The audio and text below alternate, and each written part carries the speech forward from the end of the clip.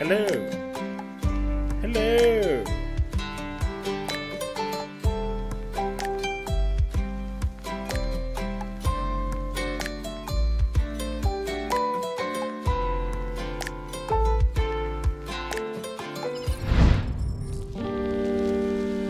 How are we doing? How is everyone?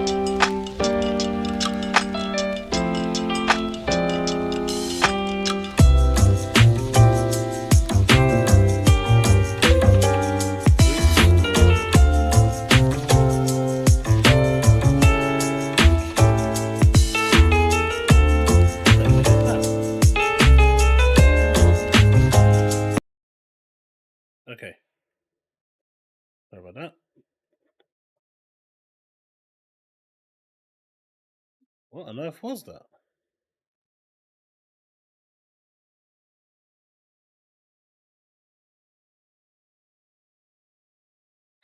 Ah, that was that.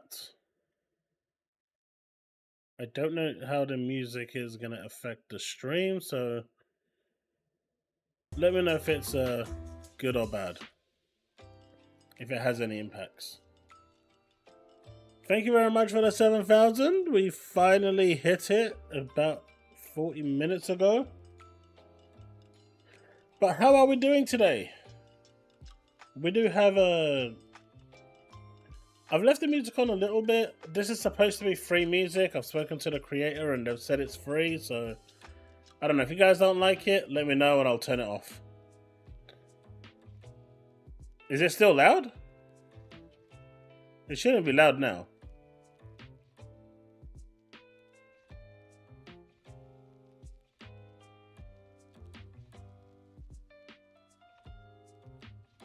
It's not loud now, right?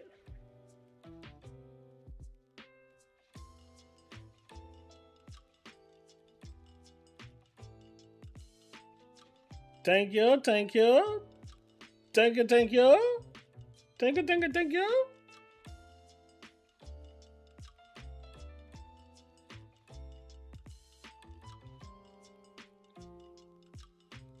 Also, I have 1 second.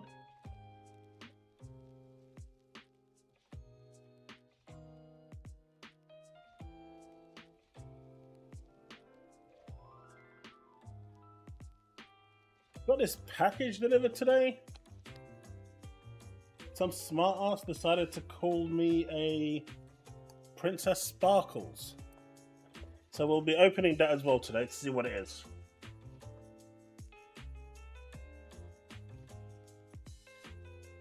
I wonder whose idea it was to call me Princess Sparkles. I'm as far from Princess Sparkles as it can get.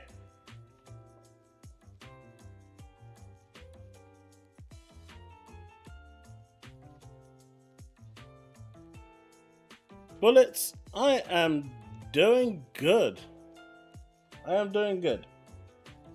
I am very tired, as you can probably see from my eye lobes. It's been a rough few days with the heat kind of going up and down here in the UK. It's not really hot, but it gets really humid. And, well, I struggle to sleep at nights, and that's just not a good thing. That's not a good combination. That's not something you want to be doing. You want to get your sleep. And I can tell you from first-hand experience, 2 hours of sleep is definitely not recommended for longer than like maybe 1 day. When you're going on for like a week, it starts to become a problem. Hey, you know that stuff that I got? What? The headpiece and stuff. What headpiece? The other stuff to this. I've no idea where it was. It was over there and now it's missing. Alright. So I'm going to be joined today by Chille. He should be here any moment. He should be here in... Oh, he's just turned up. He's just turned up. Look. Aha! It was you. I should have known. Your revenge for My Little Pony. Hello, Chille. Good lord, everyone is calling me that now.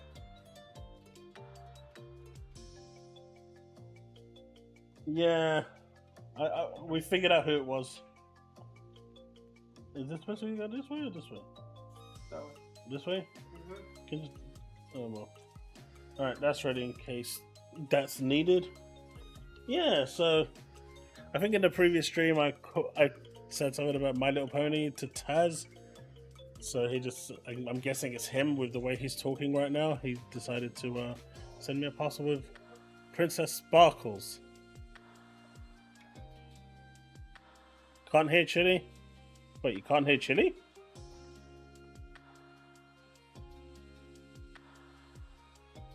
And nothing of import was lost.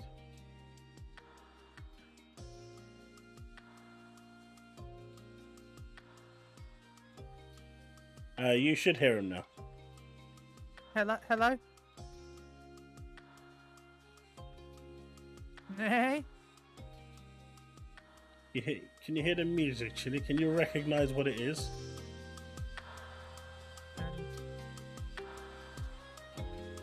I can't hear the music on stream, but... You can't? What? I'll mute the stream so I can hear it. I can hear me on the stream though when I mute myself. Right. Yeah. Oh. Oh, now you recognize That's 11, right? It is. I found a remixed version. I spoke to the guy and he said, you know, I can use his music. He's more than happy. Nice. And he goes, but if Square Enix copyright you, that's on them. I'm hoping they don't because it's remixed enough and it's a really good music.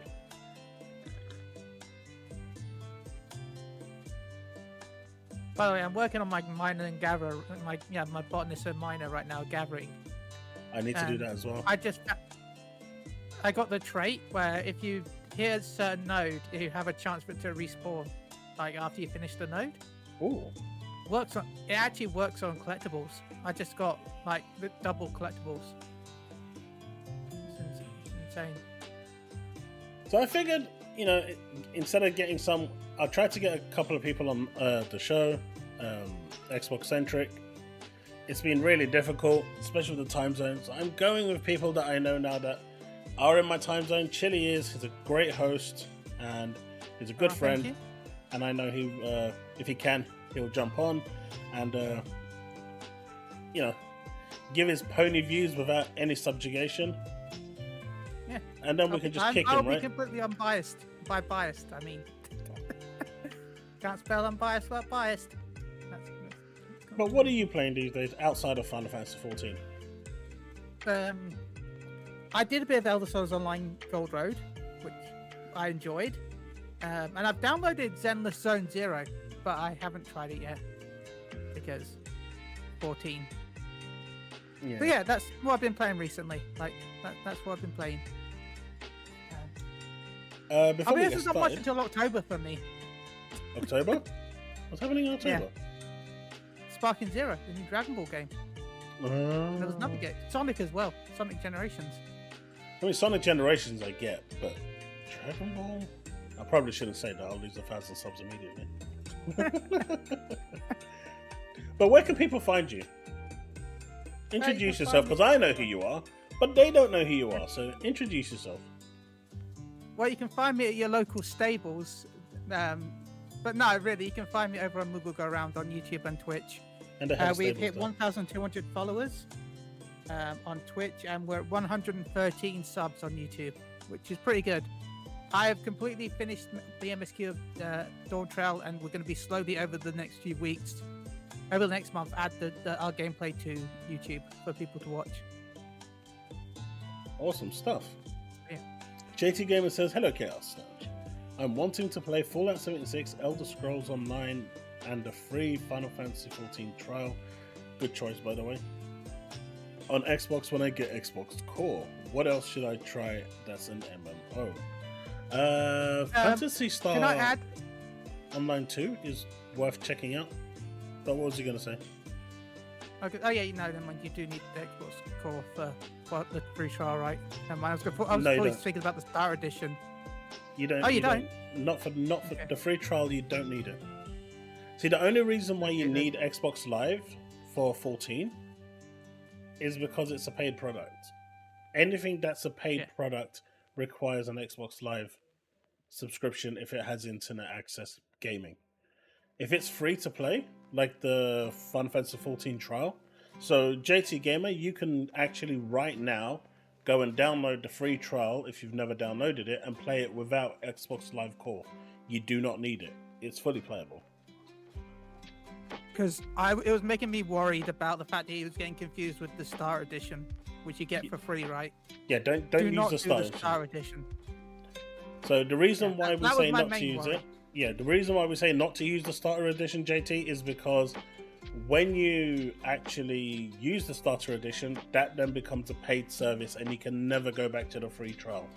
The free trial right now gives you 6 years worth of content to play with all the characters, unlimited playtime, and freedom to do almost anything outside of certain social actions, basically designed to stop the real money trade bots from creating millions of accounts and doing stuff. So, outside of that, you're free to do pretty much anything you want to do. So make sure you download the free trial and not the Starter Edition, and then you're good. Neverwinter has never been something I've been into. My kid used to love it when he used to play it. He fell off it as well. It's not really been something that I really think. But also, let me preface this by saying a happy 4th of July to all my American buds that have turned up today. I appreciate it. I know you're all eager to go and ground yourselves with food and drink and all the goodness that comes with the 4th of July, but I appreciate you stopping by, even if it is for a few moments. Music's gone back up. Shouldn't have. I'll put it back. I'll put it down a little bit more. Maybe the music was just I don't know. Maybe it just got louder itself. New World is coming to consoles, right? Chille? Yeah, that's in the beta should start in about a week or so, right? I think the beta's on the 15th for New World, from what I've heard, and then it comes out in like September, right? I think it was about September time. I don't know everything. Because August is Guild Wars 2 and World of Warcraft. And then after that is then New World, which is coming to console. Because that game, I think it's September. I think. Huntcore, something like that. I think it's an RTS game that was shown on the Xbox Showcase that was supposed to arrive this month or next month has been pushed back now to September, which is, in my opinion, a really bad move. But they said they needed the extra time to polish it, to get it right, and they didn't want to fix it on the go. So, I don't know. If I were them, I would have just delayed it till next year. They're releasing it in a month where you've got Stalker 2, Call of Duty, World of Warcraft. You got a lot of games coming out that month. It's not the best time to be releasing your games. I agree. Like, the end of the year is always a rough time for any release. Like, especially something like that. Especially if you're a new IP as well. And again, if you're an RTS or anything that's not mainstream, like you're coming up against the big boys. Yeah, because we are big boys. Me and Chille are big boys. So anyone that's coming up against us, there's going to be a bit of trouble there. Oh, I can dream. We don't need all that food from the 4th of July. Down to London for Square Enix, so I'll take that. Yeah. I mean, who needs the 4th of July when you've already got a belly? Yeah. I mean, we have our own 4th of July in England today, to be honest, when you think about what's going on. I don't want to go into politics, but yes. I couldn't even vote. Hopefully.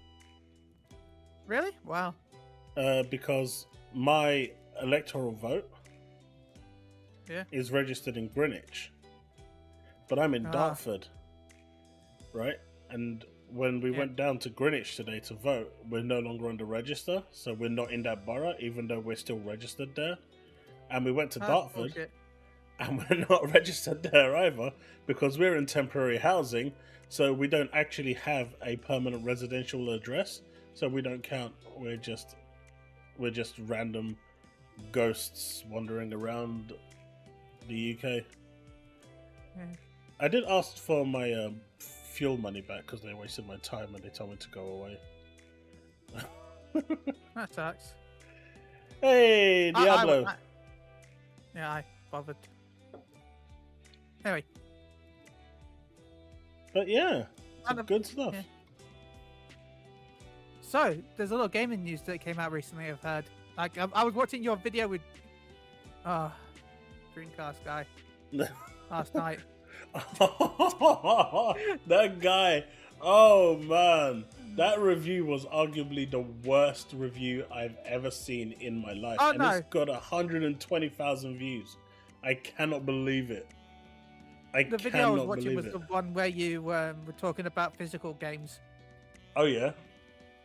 That was the one I was watching last night, if you reacted to the physical stuff. Yep. What's your view on that? It sucks because I know a lot of people still like physical, but in reality, I want to say 99% of the stuff I buy is just digital anyway. I don't really touch physical anymore. I normally buy digital. Oh, someone says hello in chat.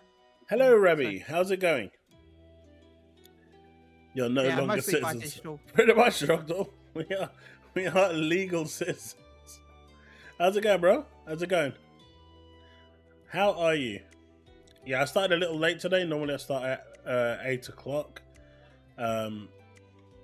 If you was in my Discord, you'd have seen I took a short power nap at 5, and I ended up waking up like 7:45. So it took me a little longer than 15 minutes to organize everything. But that's what happens when you have 2 hours sleep a night for like over a week. Things go horribly, horribly wrong.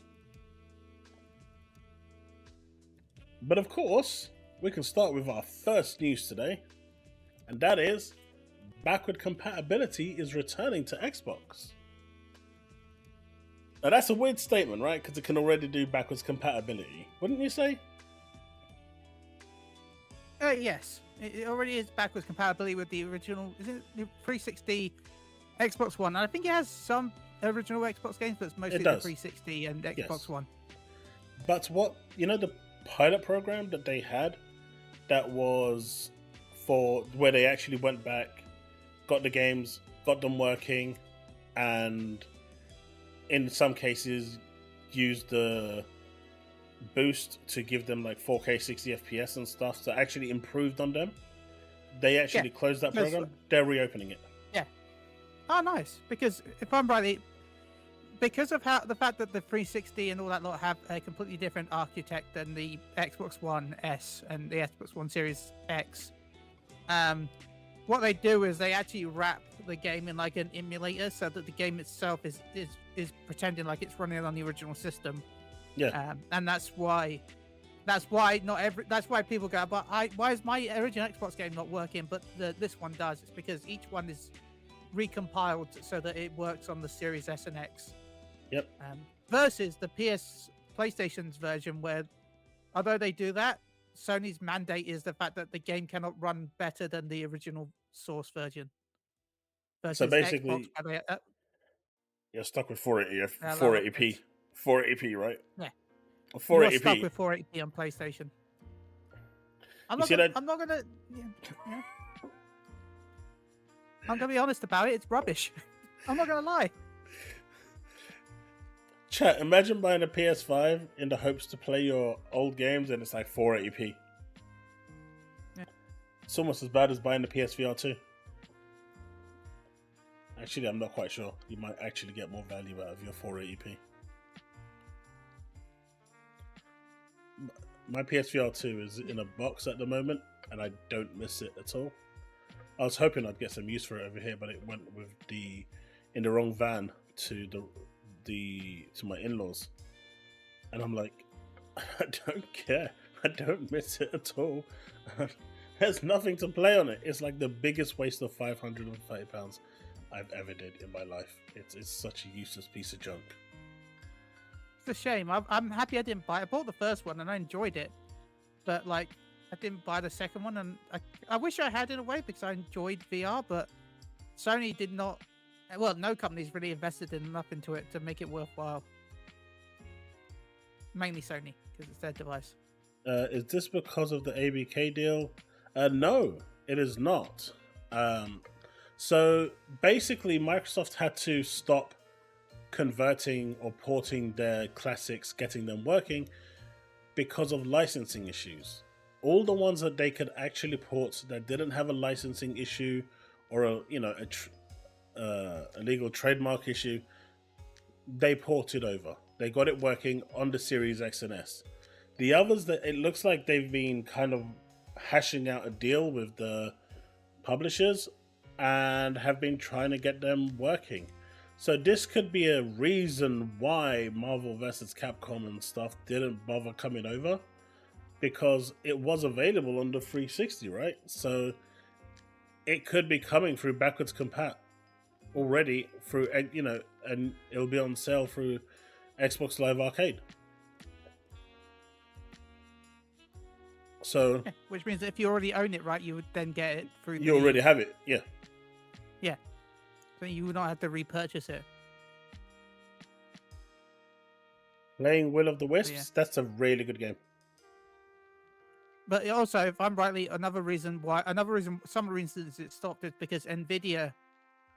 I can't remember all the contract deals, but especially for the original Xbox, Nvidia I think owned like some of the game licensing, even though it's not. Even though Microsoft made the console, because of the agreement they made with the hardware, Nvidia owned like a portion of some of the coding that was used in the games, and that caused a lot of a kerfuffle with like backwards compatibility with the original Xbox, because that meant that anything that was sold was then having to have money split with Nvidia, which of course, no one wants. Nobody likes that, and then Nvidia then has to agree to it as well. Yeah. So Leafstorm we don't know if it's going to be full, but we do know that more is coming, and this person is DI at Microsoft and Xbox, and they've confirmed it was supposed. They thought it would be announced in June the 9th during the showcase, but apparently it's taken a little bit longer.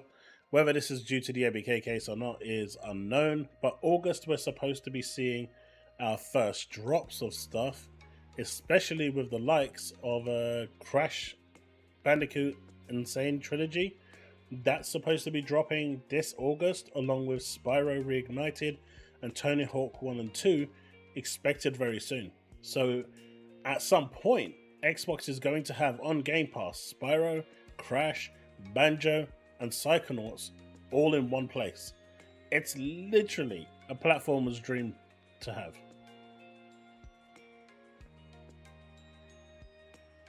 It's good times.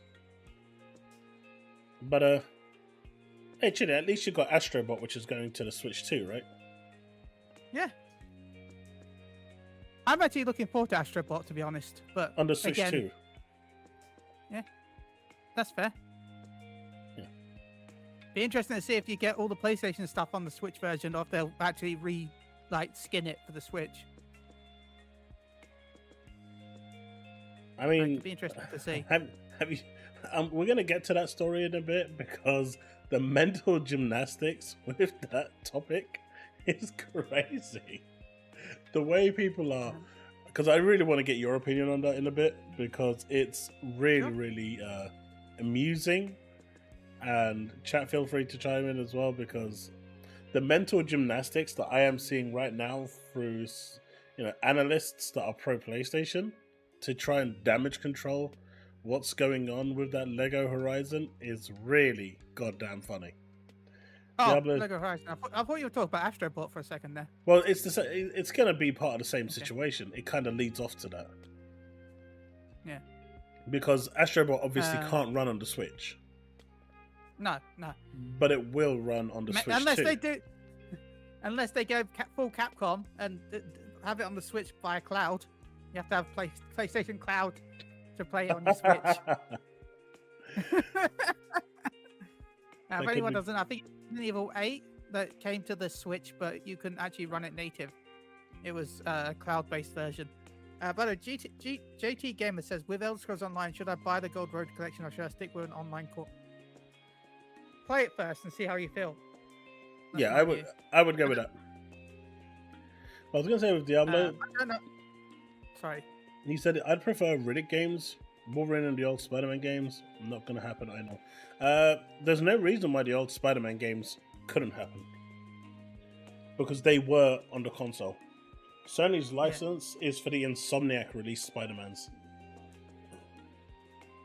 The previous Spider-Mans are not held by Sony's licensing. Yeah, no. Only that'd be Activision, right? Because Activision published them. And who owns Activision? Microsoft. So Microsoft's going to go, hey, Mikey, do you mind if I put that on my platform? Then they're going to walk to the other side. Yeah, I think it's cool. I mean, cheers, Disney buddy. There might be something to do with Disney, but I don't think Sony's deal will stop it. They still have to contact Disney, probably.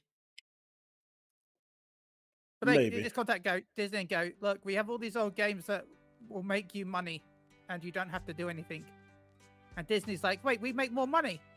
And they're like, yes, and you don't have to do anything. And Disney will be like, yes. And then they will get published. They might even turn around and say that, it'll even do better than your Acolyte TV show. Too soon? I don't know.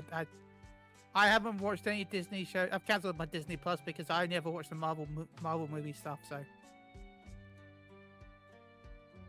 Then Diablo, once it's ported, that you'll be able to play them. I guess it was a bit too soon. I'm seeing an ouch.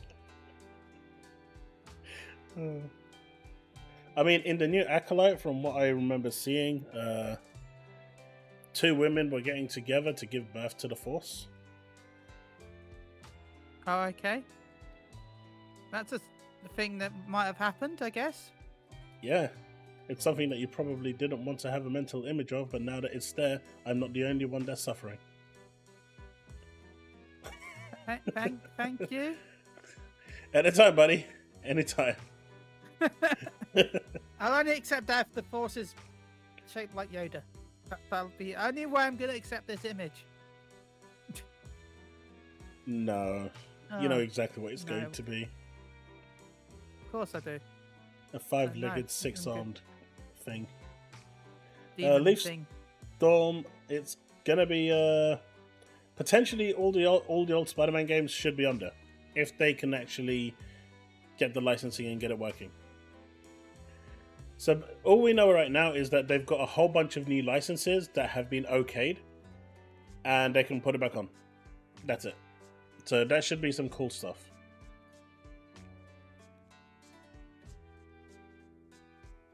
I have a question I hope you can't hear everyone. my controller. I'm sorry. Oh no, I can't hear it. I mean, I can't. Good. But I do need to do some crafting and stuff. My gathering is... gathering is going to be easy, right? Because you just go and gather for hours and I you're did done. Leave Quests, if I'm honest. And I got most of mine up with Leave Quest, and now I'm finishing off with collectibles. Yeah, because my crafting is at level 80. For a few of them.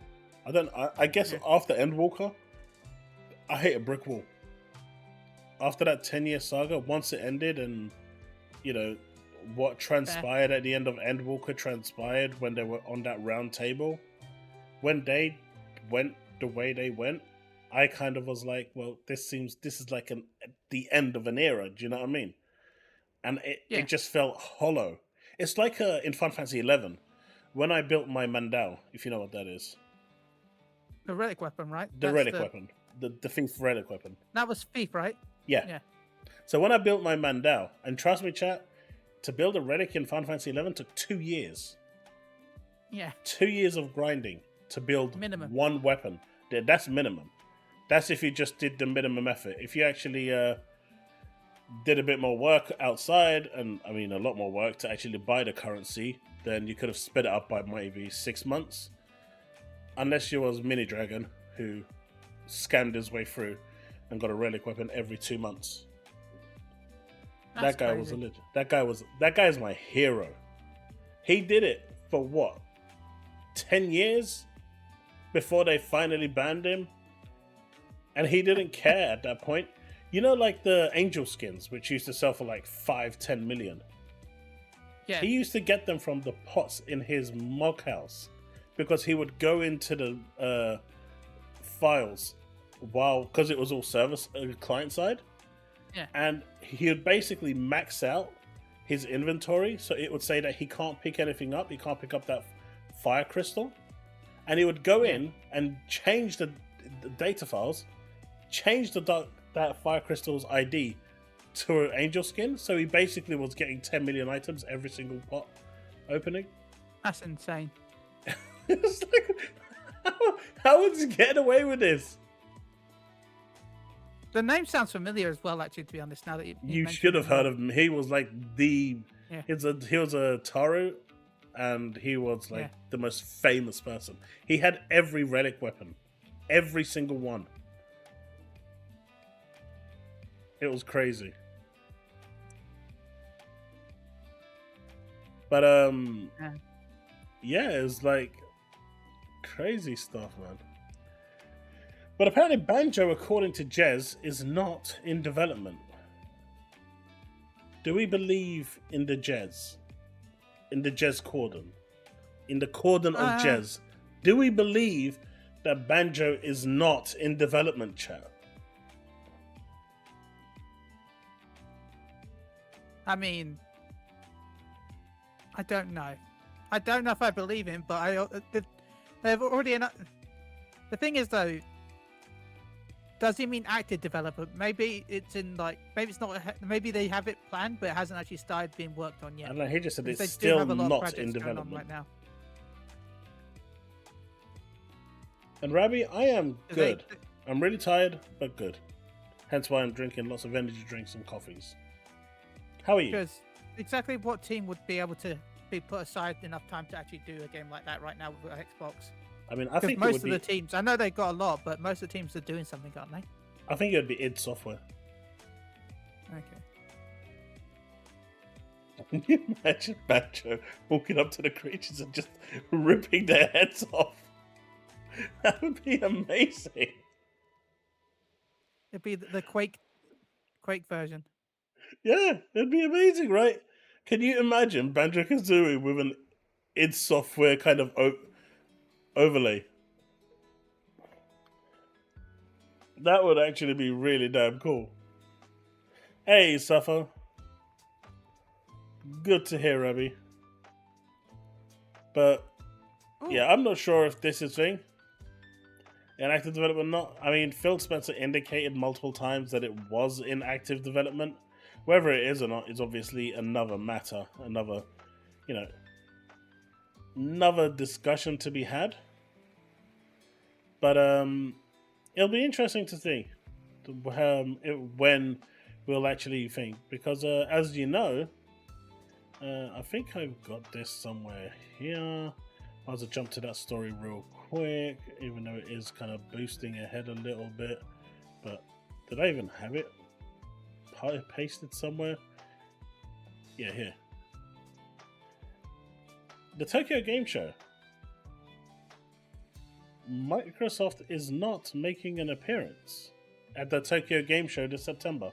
Sony is, for the first time since 2019, Sony Interactive Entertainment, but the first time that they are, Microsoft is not. They are not going to be there.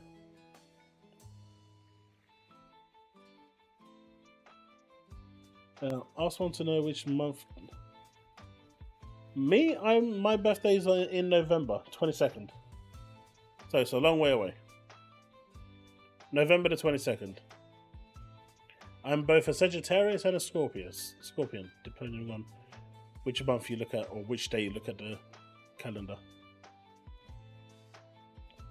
Did you see my question? I know you don't go for trophies. I did not. Let me scroll up, or if you could ask again, Mark. Oh, here it is.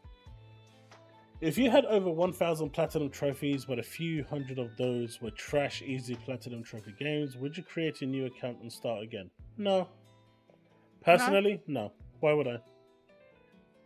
That's literally what trophy hunters do. I mean, they go... I've seen trophy... I mean, isn't there those people that literally go and play My Little Pony? I mean, Taz, you played My Little Pony, right? Just so you can get those free trophies. Because you wanted those to boost up your trophy support. Trophy numbers. There's people that buy like £1 games so that they can boost it. Yeah, so definitely I wouldn't delete it. I mean, I don't care for trophies personally. My view on trophies and achievements is that they are a manipulative way to keep you playing in a game that you kind of finish and don't want to continue playing, but you want to unlock everything, and it kind of keeps you in the game. It depends on the game. Like, there's some games where I've cared about doing the trophies just because I enjoy the game, but like 99% of the time I don't bother. But you wouldn't do them if they wouldn't give you trophies. No, probably not. Exactly. So you're being manipulated to do them in order to gain that trophy, which in the grand scheme of things means absolutely depends nothing. On the trophy, though. Yeah, it's me, Arthur. Nah. It really depends on the game. Like, some games I've gone for the trophy because I don't know. I've enjoyed the game enough for it to do that. Like, or I've just done it because I know that people get frustrated with the game, and I've done it just because that. Like, I only have 4 platinums, and one of them will one day be Fantasy 14. One of them. You know what? I wouldn't mind that. That one. I wouldn't mind it. I do like the fact that they've updated it so that if you've got the achievements done on another platform now, it just auto unlocks, which is a nice change. Rabbi, I am 41 years old right now, and I'll be 42 this year. I am getting on in my years. Oh, thank you, Arthur. Which is why these whole console war things don't really bother me. I'm a little past all that stuff. Only a little, though. You know when someone says, I don't put any stock in astrology? You know they've got like the whole bookcase with astrology books and everything. They are like fully into it. University degree, doctorate, professorship. The whole career and profession is in that direction. And then they're like, yeah, I only dabble in it. I don't really go into it.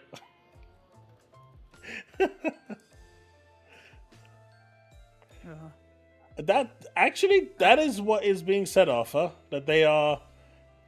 It's not the best time for them to be showing off. But from what I've heard, and this is just what I've heard, they're going to be doing their own thing like they did in 2002 or 3, where they had their own show reel that wasn't part of the TGS, but they still did their own kind of like, you know how they did their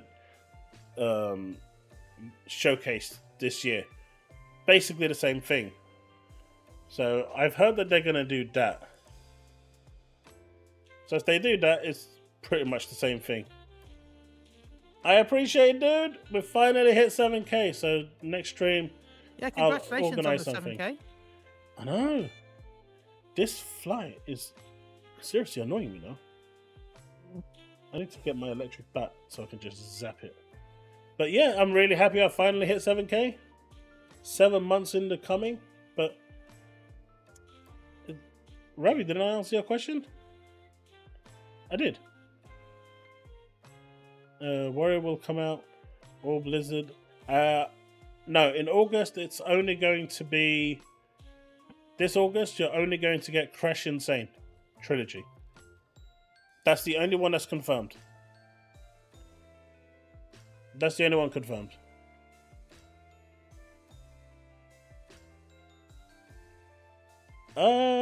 They don't need to make games personally. They could have third-party contracts. They could reveal Final Fantasy IX.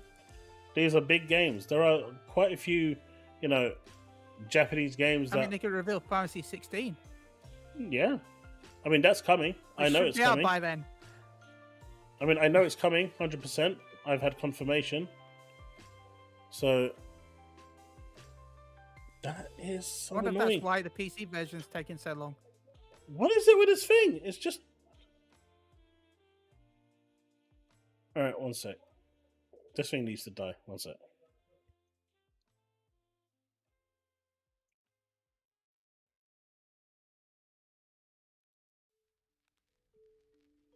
So yeah, I enjoyed Final Fantasy 16, so hopefully people on Xbox will be able to have a chance to enjoy it too.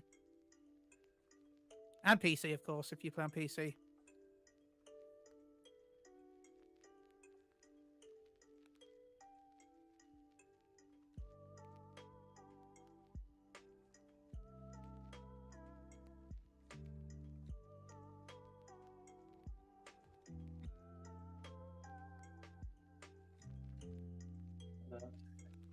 Alright.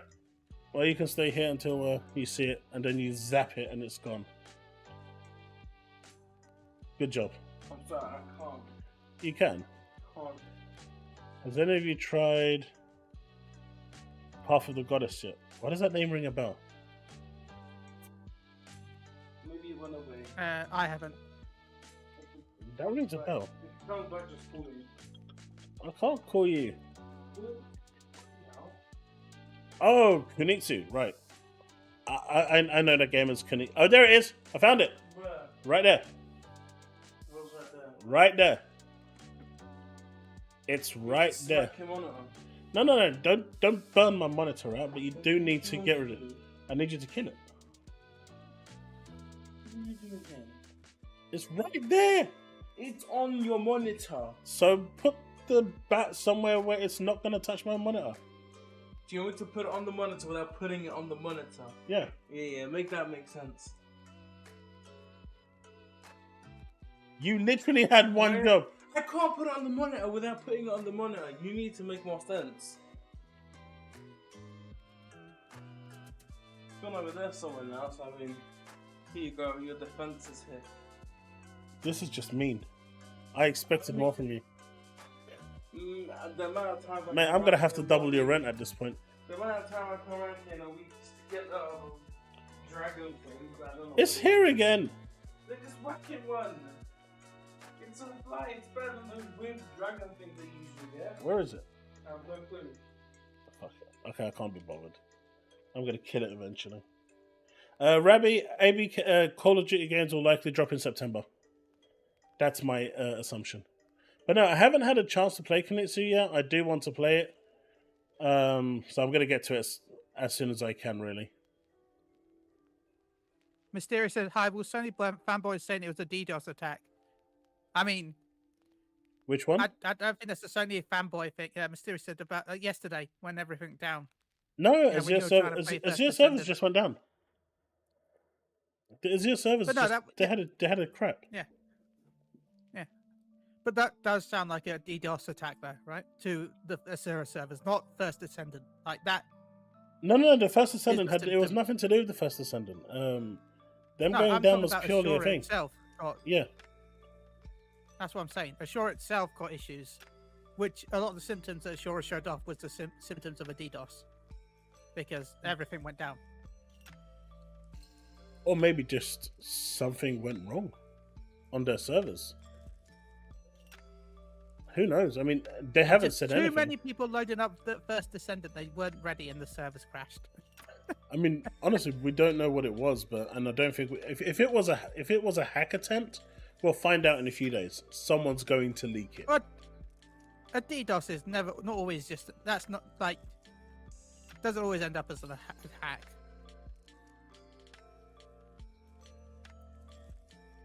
Something could have the servers just could have got overloaded somehow at some point. Or it could, I mean, literally could be anything. If the servers, even if the load balancers decided to go off sync or one of the load balancers failed, that's enough for the servers to crash, right? Because half the people that go onto load balancer 2 is going to end up with a 404, where the game just doesn't work. And then if everyone is then being funneled onto load balancer 1, it's going to overload it and crash it. So, there could be a load of problems, of reasons why it went down. It literally could be anything. Trying to guess as to what it is just not worth it. However, it does highlight a bigger problem here. Everyone is looking at the problem that, oh my god, it went down, I couldn't play anything. And honestly, it slipped my mind at the time. But if it ever happens again, right, it shouldn't do, because there are safeguards in place to stop this type of thing from happening. But if it does happen again, just like with Steam, if you go and set your Xbox to offline mode, all your games become enabled, except for the ones that require online service. So all of you could have played your games that were offline on that day. Just anything that required an online access couldn't. Persona 5 Royal, is a bit of a weird one, because that actually requires you to sign in online before you can actually play the game. So that clip that was going around on X was very disingenuous. You have to sign into an account to play it, apparently. That's what I've heard. And I've seen people actually now showing it on X where you do have to sign in. But I'm not sure if that's required if you're offline, but they're saying it is. So showing Persona 5 was probably not the best example. But as long as the game doesn't have an online requirement to play, like Destiny, if you set your Xbox to offline, you will play. Because what's happening is, while you're connected to the internet, your Xbox will continually try to connect. And while it's trying to connect, it's never going to stop trying to connect. Therefore, you can't actually get past through the handshake. But if you set it to offline, it no longer does that check to see if you can actually contact the Microsoft servers. It bypasses that completely, loads your profile from what is on your hard drive, and you can play your games without problems. So in the future, keep that in mind. But yeah, Sony fanboys are going to spin that in any way, shape and form that they can. Right? Yeah, they will. Right, Chille? Yeah. I remember I got a list of all those DMs you were sending me. Ha ha, sucks to be you. Oh yeah, totally. I was totally sending all of those DMs. They sound See? just like me. See? Wow. Can confirm.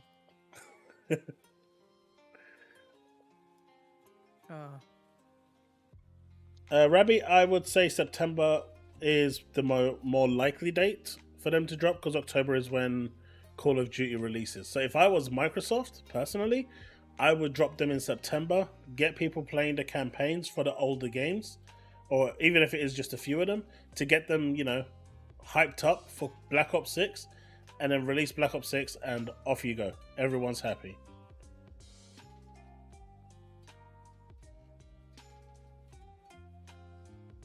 I mean, it's been a long time since Xbox was down, you're right. But shit happens, right? But like I was saying, this highlights a bigger problem. Who are the two major companies out there right now that dominate the cloud sphere? And no one cares about Google. Amazon and Microsoft. Bingo. Can you imagine if what happened to Microsoft at the same time happened to Amazon? The whole world would be at a standstill in terms of business. Yeah. That's crazy. That's scary.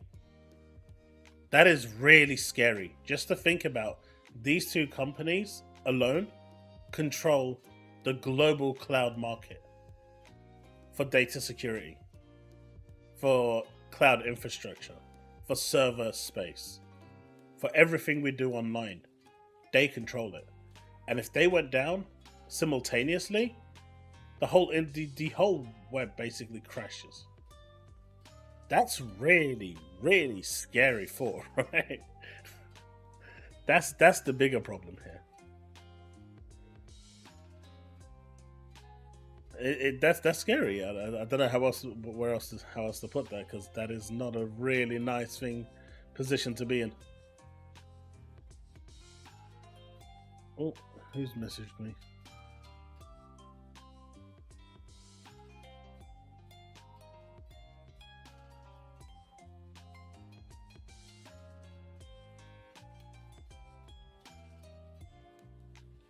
What is this?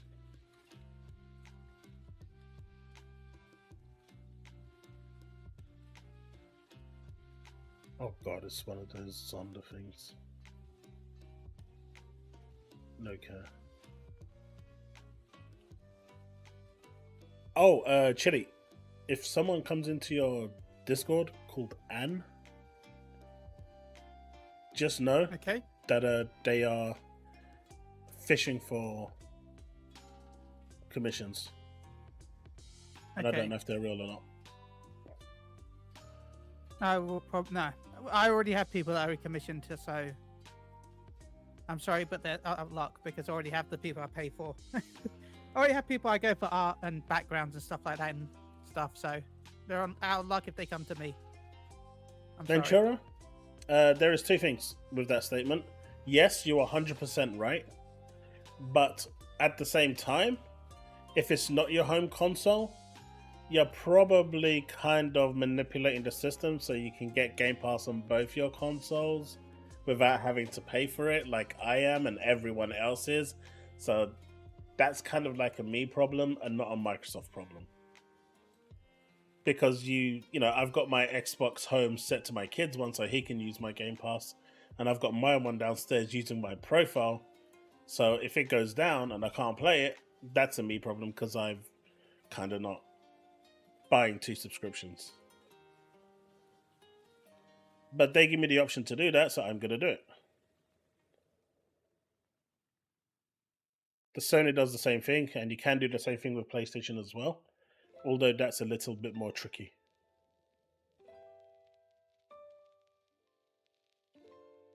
I heard new Halo game will have former Bungie lead designer and do Unreal Engine 5. That is correct, and it means absolutely nothing. Because I'm kind of tired of it means nothing. At least it's not the old engine that they use for Destiny. One of the worst engines, in my opinion, probably in the world. I know it's probably been a lot upgraded now compared to what it used to be, but I've heard the horror stories of Destiny 1. I heard the horror stories of Destiny 1, where if they wanted to edit a map, and even if they just wanted to change something in the corner of a map, it would take 24 to 48 hours. Because it would take 12 to 15 hours to render the map before they could actually use it. And then they edit it, and then it takes 12 to 15 hours to render it again. I heard it was horrendous. That was Destiny 1. Yeah. Destiny 2 is a little bit better, but it's still not great. Destiny 1 was bad. That's why they killed Destiny 1 as fast as they could. By the way, chat, I know this topic is probably going to come up at some point, and if it's not, happy days. That's great. I am happy not to talk about it. But if this whole Alan Pierce thing comes up, I've got a very firm stance on this and a very firm opinion. I'm happy to talk about it for a short period to just get it out the way. So if you do want to talk about it, let me know in the comment section, in the chat. We can quickly go over it. But, I'm not going to I'm not going to focus on that for the stream. I know other people are doing that. I don't know that much about it, if I'm honest. I know a little bit because I'm on social media all the time, but I really didn't care and didn't pay that much attention to it. So, but if you want me to go through it, I don't have the same viewpoint as someone like Chaos or Brian or anyone like that. I can't. You will have the same. As much as I've read into it, I can't comment on it because I do not have children. You don't need to have children. It's the basic principle of it that people aren't understanding. But like I said, if you want me to go over it, I will. But I thought you were being pissed off about the term that they were throwing out, which is a business term. That people got no. About. I'm okay. Oh, nothing like that at all. Okay. But J. Cola, the reason why I say this doesn't matter is because we've seen the greats of Halo, and we've seen how they screwed up Halo Infinite. We've also seen how they haven't really made any real progress. Switching to Unreal Engine 5 actually makes sense because of the way Microsoft's employment process is. So for those of you that don't know, they bring in a lot of freelancers so it doesn't go down as fixed cost but variable costs, which doesn't really come out in the books. So it looks like they're doing a much better job than they actually are, because on the variable costs, it's all kind of grouped into one bubble, whereas fixed costs, you have to itemize every bill. So because of that, they've got a policy where they can't hire someone for more than 18 months. Now, if I brought Chille into work and he's used to, say, I don't know, C# or another Frostbite engine, he's coming in and he's going to work on now my engine, the old Halo engine. It can take him up to 6 months to be onboarded. It's roughly anywhere between 3 months and 6 months before he is fully onboarded. That means that he's basically sitting there doing almost nothing for a third of his contract. Right? So we're only getting a benefit of 1 year before he leaves and someone else comes in his place, and we waste another 6 months. Now, Unreal Engine is a universal language. Even if you don't know all the intricacies, you will know the basics of Unreal. So you won't have a 6-month onboarding process. You'll maybe have like a month or 6 weeks, max 2, to learn all the new features. But ideally, you'll probably have like 2 to 4 weeks of onboarding, and then you've got the 17 months to work. So from Microsoft's point of view, switching to Unreal is actually a really good thing, because it means that games will come out sooner and they will come out better. So them switching to Unreal is a very good thing. In theory, they'll come out better. I mean, yeah. Look, if you've got people that don't know how to use a language compared to people that do know, I mean, they should be better. I expect them to be better.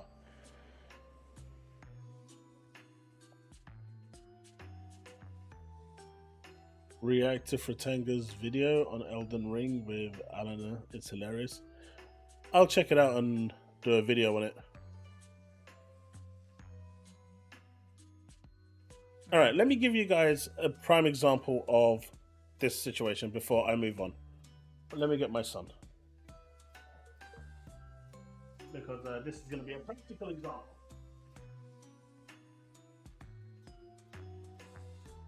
Oh, he literally put his paws up. He put his paws up in bed. Hope chat is doing well tonight, by the way. Hi. Remember to like.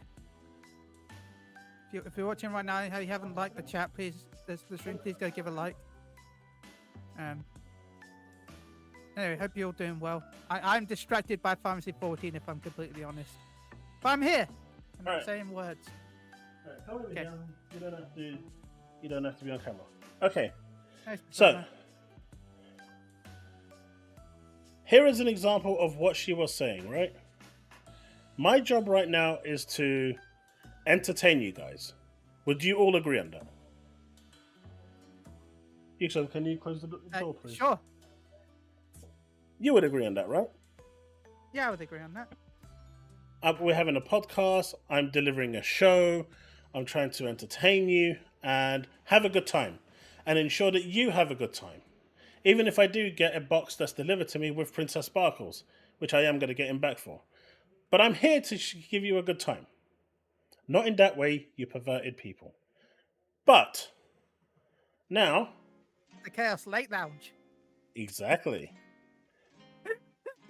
Call me. Okay, now my son needs me. So now, I'm gonna go and see what he wants. Now I've come back. The whole purpose of situational disability is that right now, because my son needed me to go to him, I was disabled personally from entertaining you. That's what this term actually means.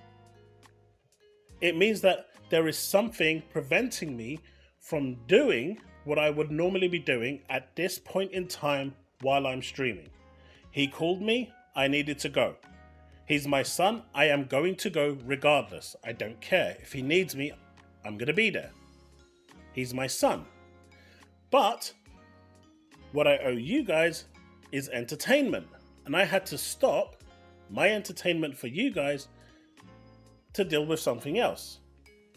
Now, that's not to say that he's a disability, but there was a situation here that was created where I was physically disabled from continuing. Now, sure, the industry could have a better term for it, but that is what it actually means, and that is what she was getting at. I Not mean, that disability her... as a term just means the inability to do or restricted for actions. Right. A lot of people believe it means something completely different, but it just means the inability to do or be able to perform certain actions at a specific rate. So it's yeah, you're unable to do an action because you're away. Therefore, situational. Exactly. That's it. That's it. That is exactly it. Right? When I was at work, and now I have to do awareness training because I didn't even know about this term. And when I asked my awareness team about it, they said, yeah, we do. We have training on this all the time. We thought you was aware. So now I have to do mandatory training on it. But aside from that, which is annoying, they gave me a primary example where if you have a Word document that has 100 words on it that you need to type out, you've got two hands, you're typing away, it'll take you 30 seconds. For someone, let's say you've got a bunch of bags in one hand, but you still can type with your left hand. But it's going to take you longer to do it, or it's going to cause you inconvenience. That's, again, because you are carrying those bags, is a it's a very simplistic version of it, but your right arm is out of commission. So you are situationally disabled from performing that task to the best of your ability. So that is all she was saying. She didn't say anything bad, and the whole internet has lost their mind. She isn't saying that having a child, the child is a disability. She's saying that there are times when things can basically prevent you from performing your normal everyday tasks. And because of this, that term is coined within the industry, not just gaming, but in the tech industry as a whole, as situational disability. Because it's preventing you from doing something that you would normally do. That is literally the definition of it. But obviously people have lost their minds because they think, but that's it. That is it. And I wanted to use my son here as an example because he calls me, I'm going to go. Regardless. Whether I'm in a boss fight or I'm entertaining. I mean, there's been client calls that I've been on for work where I've been talking with Microsoft for projects. And I've told them, I'm sorry, my kid is about to do something. I need to step away. And so I had to step away from a client call in order to deal with my kid because he was about to do something really silly and could have hurt himself. Not you. But you could have bought a PlayStation. No, but what I'm saying is, at that point in time, if he wasn't there, I wouldn't have been put into that position where I'd have to step away. That created a situational disability. It's not the child that's the disability, it's the position that you're being put into and being unable to perform the duty that you're doing normally. And so that is what it actually is. Obviously, the internet has lost their mind and gone crazy, and I don't agree with it. But that's my position. You don't have to agree with it, but that is basically what it is and what she meant.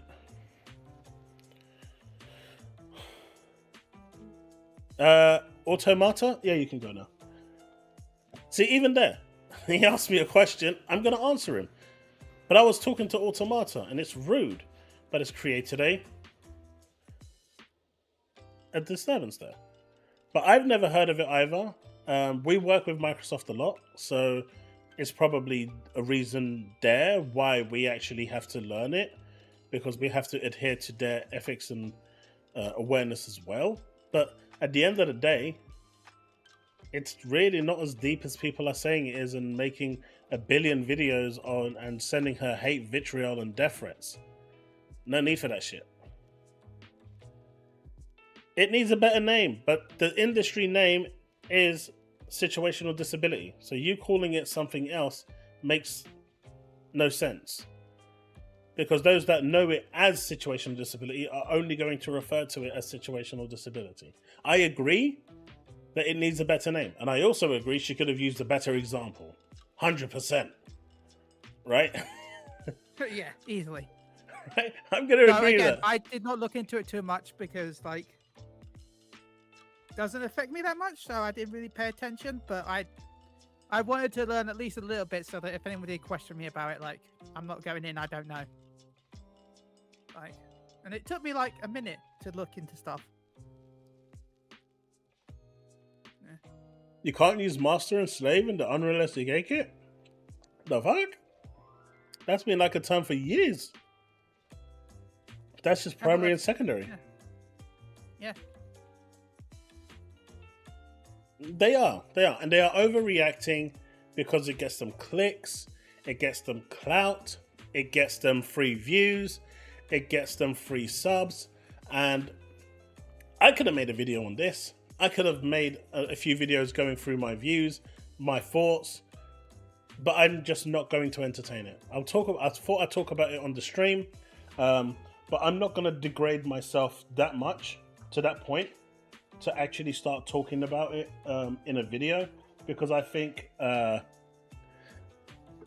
just think it's kind of stupid, honestly. And the way people are overreacting to this whole thing, honestly, it says more about them than it does the actual person making the talking about it. All she asked for was a save button. A pause button, which actually exists in the game. Right? It actually exists. If you bring up the itemized menu, the game pauses anyway. So if it's there already, what difference does it make?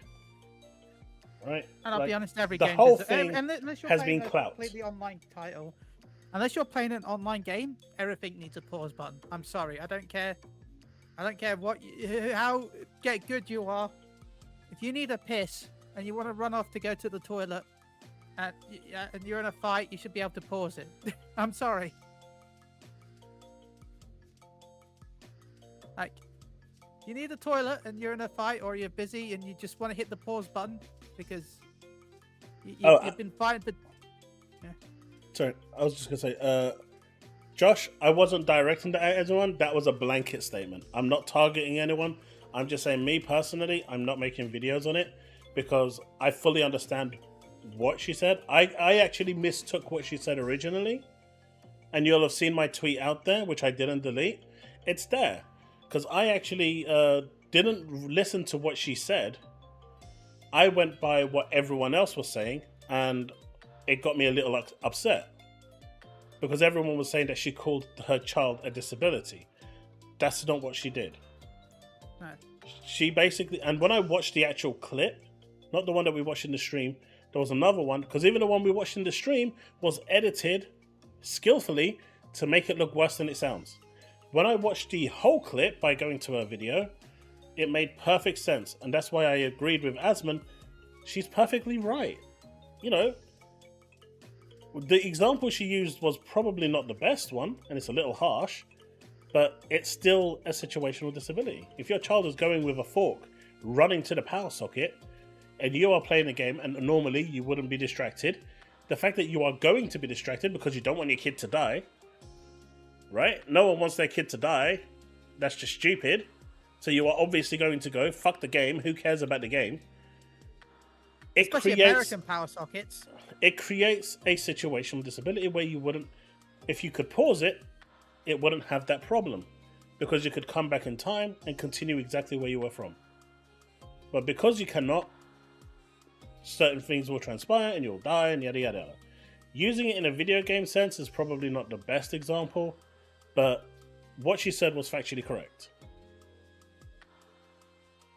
But you know, I'm not directing anything at anyone, and I don't want this to be taken at anyone.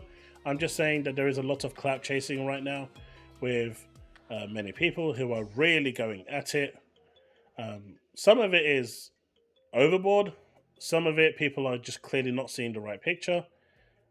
I leave that to them. They can do what they want. It's up to them. But that's why I haven't covered this story, and I think that unless anyone else really wants to say anything else, I'm going to end that topic there, and that's pretty much the end of that subject.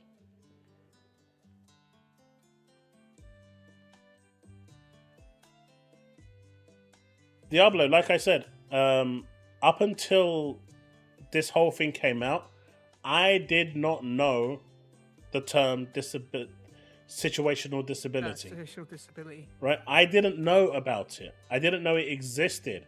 I actually contacted my awareness department at my workplace, and they gave me an earful as to, yes, it is a thing, this and this and this.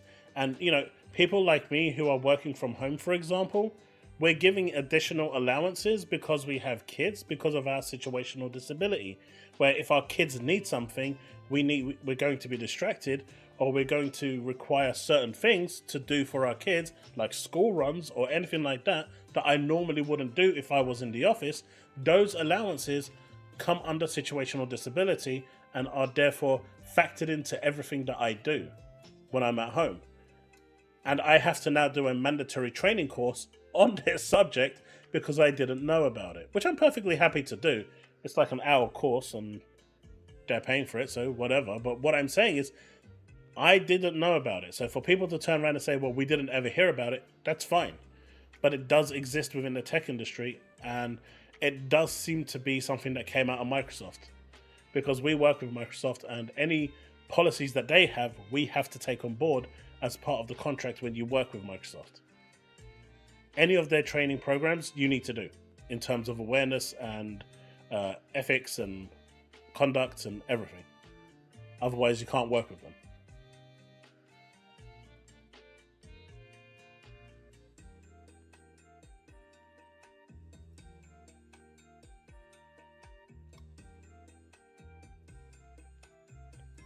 I mean, the kid that didn't have the fork.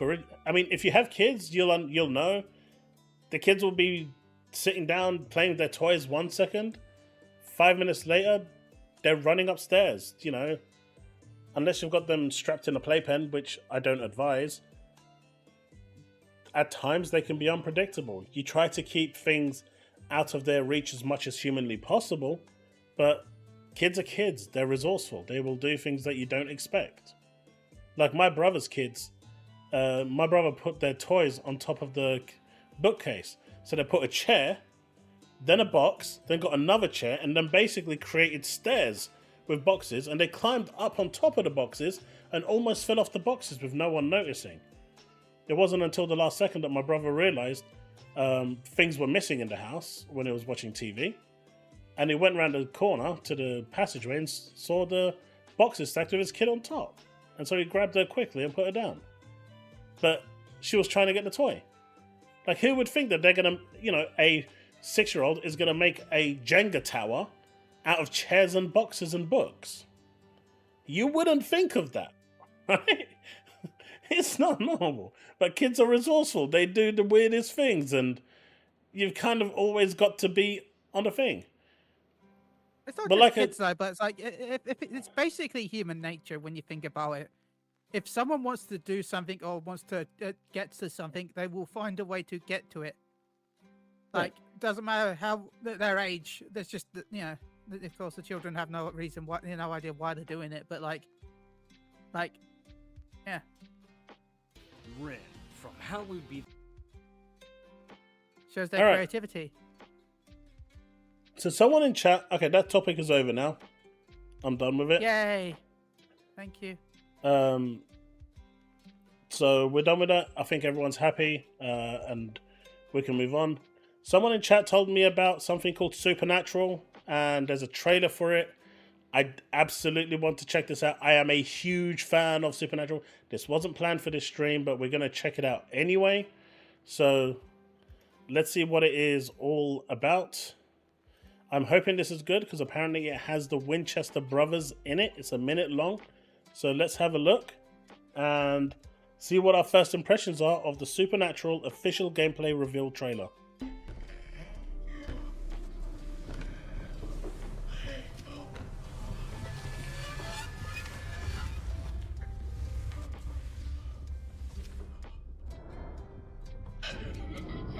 Yeah, I'm out. Yeah, you don't go in that room. Where are you? Okay, this fucking time, I won't let anyone escape.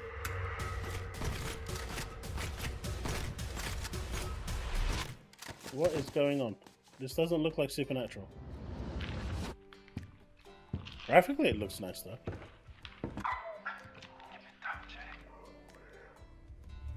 Oh, it's got the voice thing. Are you friendly?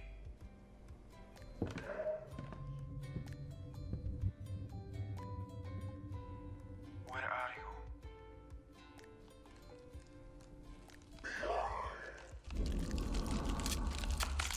Oh my god.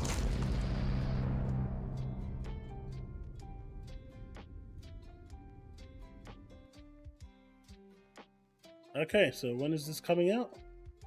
July the 24th? Chat, do you think we should play this? No, there's no date. It just says July 2024. Yeah, July 20... Oh, sorry, I mean 2024, not 24. But, I mean, it's coming out this year, this month. It's coming out this month. Yeah. So I think this looks like a game we should play. But I thought it was supposed to have Sam and Dean in it. It's Supernatural. Man, did you hear the way it said behind you? That freaked me out, man.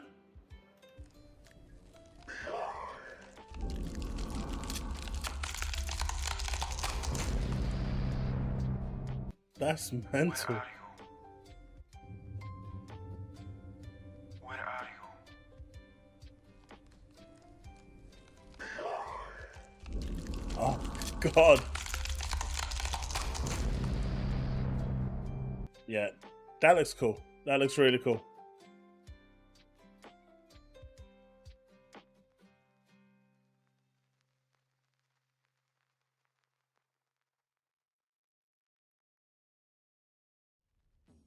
Graphically, it looks really nice. So, did you guys hear about the story for Lost Odyssey and Blue Dragon? Anyone? The fact that they're never gonna make a sequel to them? I'm a little disappointed that we're never gonna get sequels for Lost Odyssey and Blue Dragon.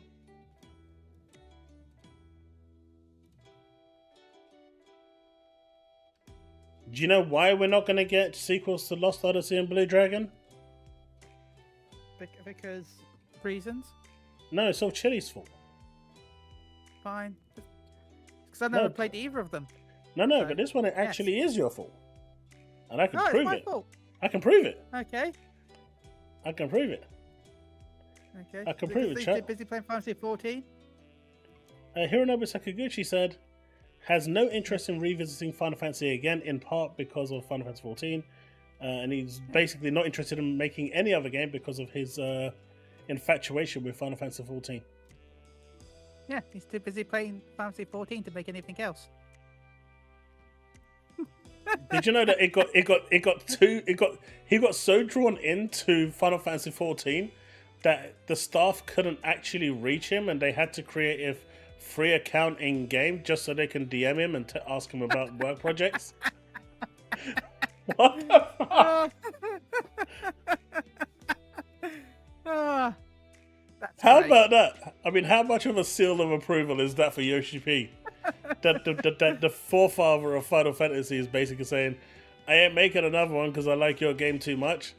And then he was so engrossed in the game that he basically wasn't working, and the staff had to create trial accounts to log into the server that he was in just to send him private messages to actually ask him about projects at work.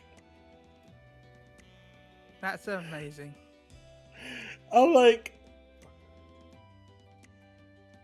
that's crazy, right? This news was just really, really awesome. This was a fantastic piece of news. And what a game for him to do it to, though. One of the greatest games ever made. If I take on And Final I'm Fantasy completely brand biased. again, I don't know if I'll be able to genuinely enjoy Final Fantasy 14 as much. And because he doesn't want to ruin that enjoyment he's having, he's basically done making anything else. Yeah, at the best, I feel like he's going to make some content for 14. Potentially, yeah. Yeah, I could see that happening in the future. Like, he's probably going to do that. Like, but that's about it. I don't think Blue Dragon had any sequels. It might have had like mangas and stuff, but that wouldn't be them doing it. But I thought this story was kind of funny. Oh yeah, I found it hilarious when I saw it last night. This is good. Yeah, I was like, I can't work. Too busy with 14. I wonder what he's doing now. Like, he was playing for a long time. He was playing a lot, and and there was a lot He of still tweets is. and stuff about him, but we just haven't heard from him since. Yeah, but he's still in the game. Someone recently said that they made a Japanese account just so they can see if they can find him, and they ran into him and was doing the pet emote on him, and he turned around and did the hooray back at them and ran off and continued doing what he was doing. Okay, I'm happy that whoever did it didn't spam him, so that's nice. Thank you for the person that found him and didn't harass him. Yeah. The people are generally okay, unless they find Yoshi P and then the whole server comes along and just stands around him. I still play video games. You have to work around their schedule. I just feel that the term situational disability is a stretch to dismiss. It's not dismissing responsibility. Again, so you're misunderstanding what's being asked of here. They're not dismissing responsibility. That's not what's happening here. They're saying it creates the situation where they physically themselves are disabled from doing what they were doing. They're not saying that they're not going to look after their child. That's not what she's saying. She is saying that her child is paramount. But it would be nice if there was ways to alleviate that problem, and a pause menu would do that, is all she's saying. So the misconception here is saying that she's trying to dismiss responsibility, and that is wrong. That's a complete misconception. I vote hard no if that's something on it. Who's Yoshi P? Chille? I'll leave that one to you. Who's Yoshi P? The director of Fantasy 14, director and producer of Fantasy 14, who got the hit MMO where you can play free up to the end of Stormblood, and you can play it now on Xbox. So if you want, but I'd recommend not until it gets patched, because isn't the Xbox version broken right now? Tazmon got it right. Don't do that. What's that? Sorry. You never tell people who you are in game. Oh yeah. Unless you want to, I'm Daddy Chille, so unless you want to find me on, there you go. That's my character. They were, but they're old now, right? Nobody He's not making any more sequels now. DS is like dead, super dead. And plus, those were probably not even made by him. They're probably made up by another company. If I'm honest, it's DS. A lot of DS games were. Yeah. Oh, that's another game I'm looking forward to. Akira Toriyama. I still need to buy Sandland as well. I need to play that at some point. That's Akira Toriyama's last game. And oh yeah, Dragon Quest at the end of the year. Yeah. I'm excited for Dragon Quest. I'm questioning if I want to buy. It's one of those things where I want to buy it, but I've never played 1 and 2, and the fact that 3 comes out first, even though 3, I think storyline comes out before 1 and 2, just feels weird playing 3 and then going to 1 and 2 afterwards. I think we will know more about that at the end of the year. When they reveal their new console, if you see a blue one, it's pretty much on point. And if it has the swirl, then you know it's a done deal. Yeah. Because the original Xbox was going to be the Dreamcast 2, right? Basically. Yeah, the original Xbox was supposed to be. That's why Shenmue was released in the US and for Xbox only. Happy 4th of July, Powerboss! And why the Dreamcast actually had the Windows operating system. It ran Windows CE. Because there was going to be a partnership where the Xbox was going to run Dreamcast games until so we can go they found out how really bad the GD-ROM system was, and they realised that it wasn't safe. Bring me one more of these and a glass of Coke or orange with ice in it, please. Okay, so for those of you that have seen my video, you will have seen possibly the greatest Uno reverse done in gaming by Phil Spencer, if it materializes. And the CMA can't do anything about it. But I did cover this in a video, but I'm going to cover this here as well because I think it's too big of a topic not to cover because I think this is absolutely huge. Chille, do you know anything about this? I've been completely busy. I'm Takaguchi right now, where I've been so busy with Fantasy 14 to know anything. So no, I don't.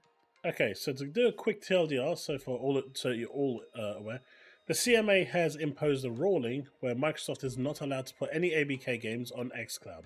They can put it on every other cloud platform out there, from GeForce Now, Boosteroid.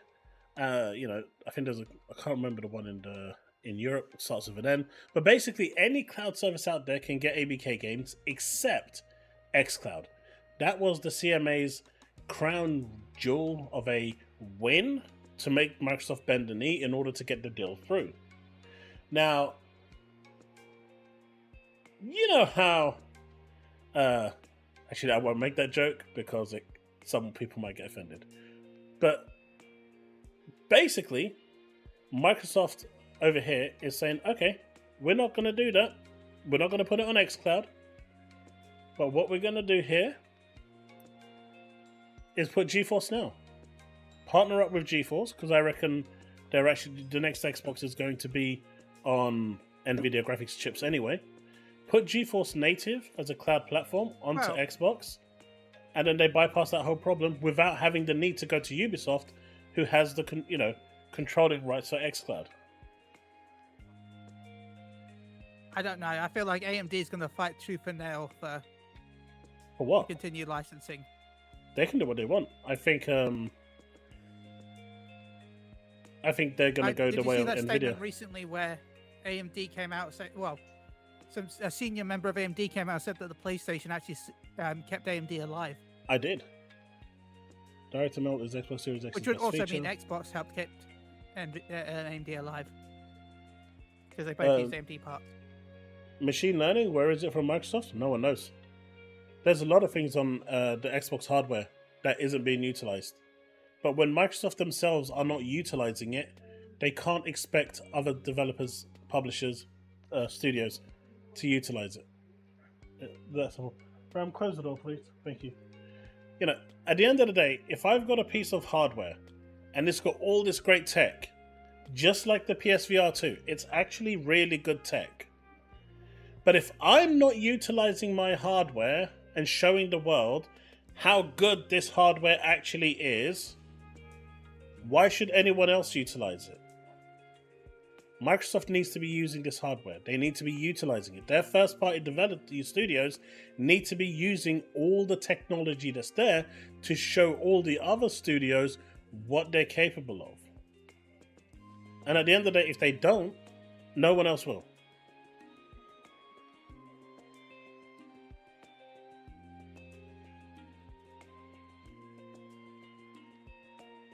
I have the video pulled up. Pretty much Powerboss.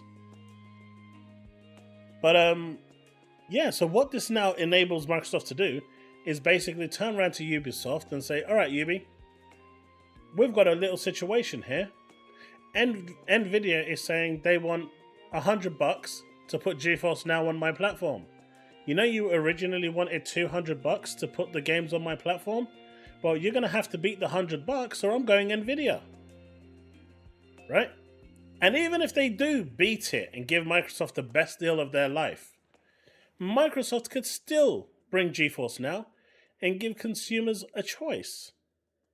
Not only will they get PC versions of those games on their console, which will run through Game Pass, because if you've got Game Pass Ultimate, you can play your games through GeForce Now, because there's, when you actually go, you've got the Steam version of the game, Epic version, and the Xbox version. And if you've got Game Pass, you play it through. You don't have to buy it because it's part of the subscription. But going through GeForce Now, it just opens up the catalog for all of your games. And so all these companies that are now missing Xbox, and not releasing Xbox games like these, the Corpse Party is actually a fun game. Ys games are really good RPGs that are skipping Xbox entirely. More Ys games, so Falcom is just skipping Xbox entirely these games that are going to go to PC will likely be, potentially at least, on GeForce Now, and you can play them.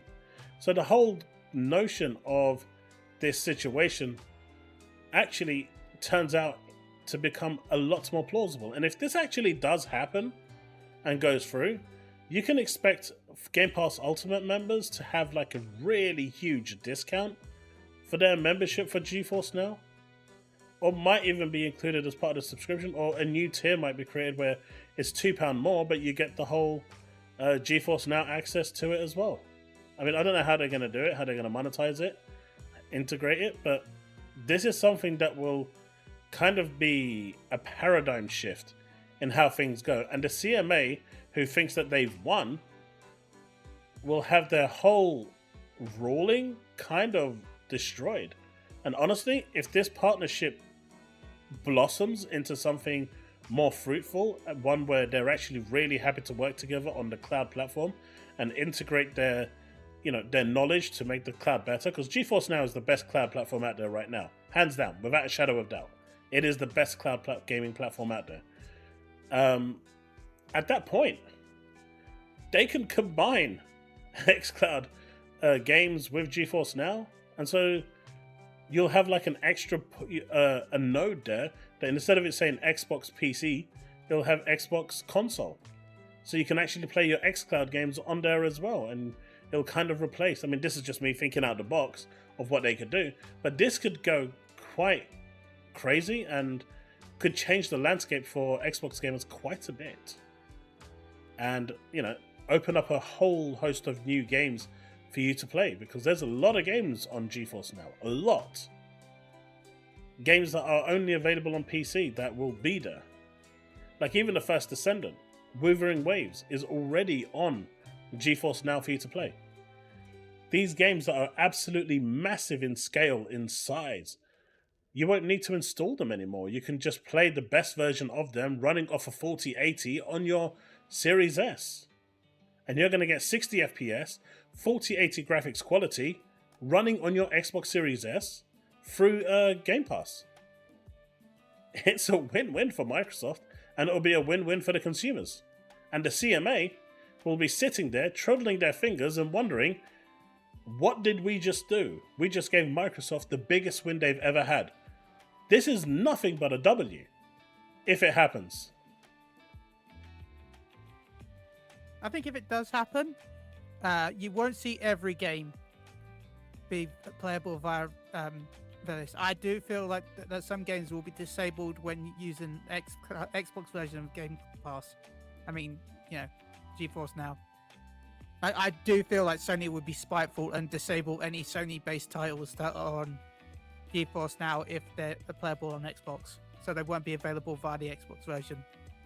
Now, as you said, you can use the website and go around that, but if you're using a native app, the native app probably won't have access to it. And there'll be some other companies like Ubisoft, EA, that may also do it as well, because they, Ubisoft has a cloud gaming service already, doesn't it? Yeah, they do. Yeah. They've got their own one. But what I'm saying is, it won't matter, because you'll have access to so much through here. Yeah. You'll have access to a lot, but there'll be some games that will probably not be available. But those major first-party titles are going to release anyway. It's the smaller ones that are skipping. And then you'll get access to those through GeForce Now. FSR has started to roll out on Xbox Series X on a few games. I think RoboCop has used it to good effect. I'm not sure if Starfield is using it. Might be using it, I'm not sure. But a few games are using it. Maybe an add-on for the Game Pass. I'm going to jump out for now. I hope you have a lovely night, though. And I know Powerboss wanted to join in earlier. Yep, I thought that. But before you go, I guess we might as well open that box. Yay! Okay, sweet. Let's open that box. Let me just put this somewhere without me killing myself. All right, because I don't know what's in here. I don't know what's in here. Yeah, it's got his name. It's definitely him. And you can't see it, but it's addressed to Thank you, Princess John. Sparkles. Princess Sparkles.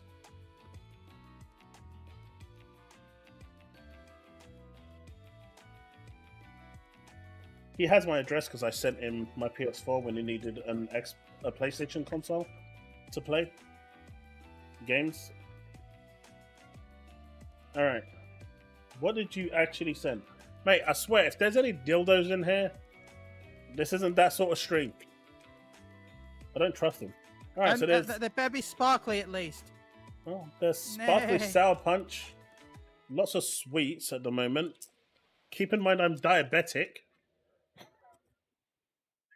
I think I'm getting a very big hint here on, you know, where he's trying to take this, considering I'm diabetic. I guess that whole he plays My Little Pony must have went a bit more sweets. He's taking the first part of diabetic too Homer. seriously. Yes. Cookie dough biscuits. Come here. Let's see, what else is in here? What else is in here? Man, this is really well packaged.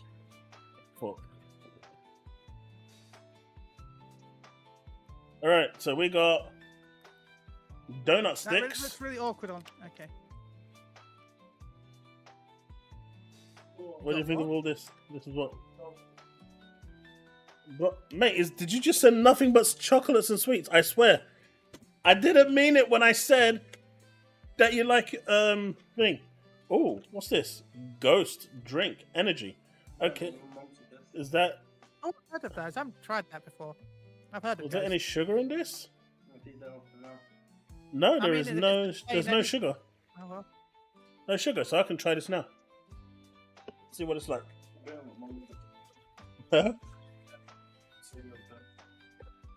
And there's another package in here as well. I don't know. We're about to see. Hey. Hmm?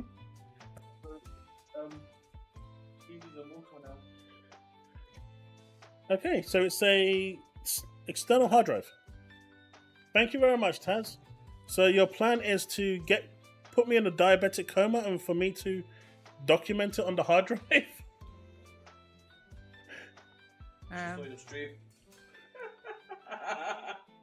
Anyway, Oh god. have a good stream. Thanks, dude. Enjoy your sugary coma. Stay safe. Everyone in the house has seen the stream. They're out for the sweets. Look, it's so,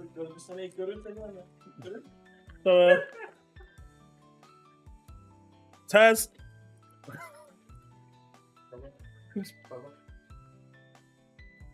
Sweet. Okay, thank you very much, dude.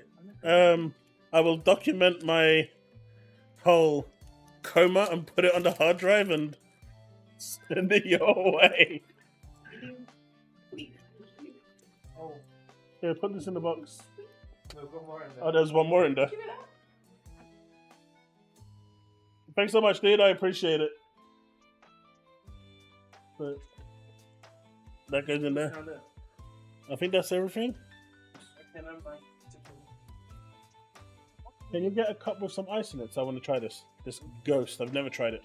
Pal, I'll add you in a second. Cool beans. Cool beans. But yeah, remember, dude, I am diabetic. You don't need to kill me. We all know you love My Little Pony. But thank you very much for the supply drop. I appreciate it. Did you forget that I could have myself? I did. I just wasn't wanting to ruin your unboxing there. Apparently, anime. Neither is my life if I left it to Taz. Good It's all lord. important stuff. Sugar coma. Mate, I'm only just getting the hang of it. What is your favorite Sonic character? Has to be Shadow. I Has don't know, to I be kind Shadow. of like Silver. I don't like Silver. It's got to be Shadow. Thanks. Taste testing around there. You guys are taste testing already. That's great. So in about 3 weeks we should be moving again, I've been told. So sucks. But once I've actually got a permanent residence, and apparently we've been told today, for those of you that live in the UK, we may be moving as far as Preston, which is pretty far from where I live. It's actually really far, which takes the piss, but it is what it is. I'll set up a PO box, so if anyone wants to send something for whatever reason, Don't I do will- that because you're going to turn into Alex. I'll open it on stream. You're going to really turn into Alex. Weep? Who knows? Maybe, maybe not. Shadow versus Silver versus... No one likes Knuckles. Knuckles is an idiot. I think I can say that unanimously. From Pony to My Little Pony, what is the stream? I know, right? Oh god, Ventura's gonna send stuff. I should be scared. I should be scared. Oh, Josh, dog collar getting sent.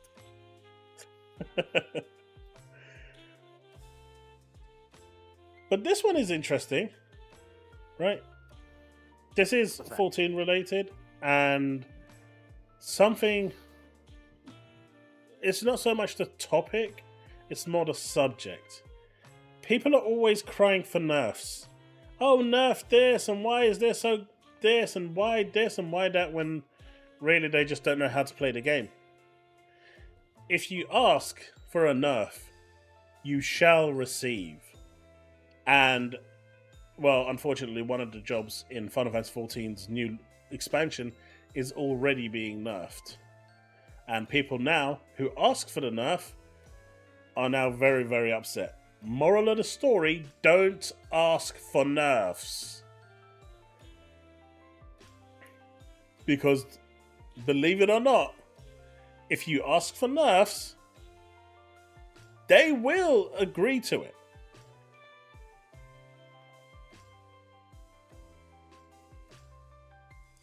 Am I sure that's wise? Is what wise? Me setting up a PO box? Yeah, Probably you're not. Opening yourself up to a whole world of stuff for that. Probably not. But hey, at least I won't do what Kai Cenat did and set up a fake room and burn it down.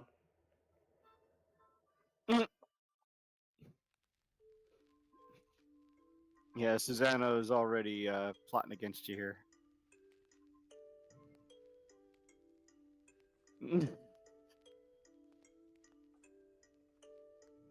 Great, I can send him a... Hey, it's all for a bit of fun, right? It's all for a bit of fun. You already got the pirate hat. I do. And that can be activated anytime. July game in 85.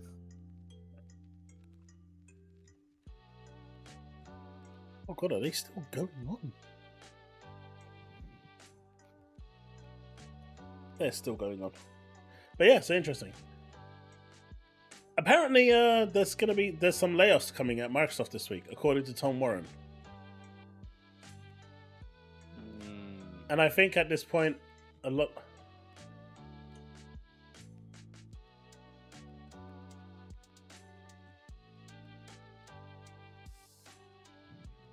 What you look for?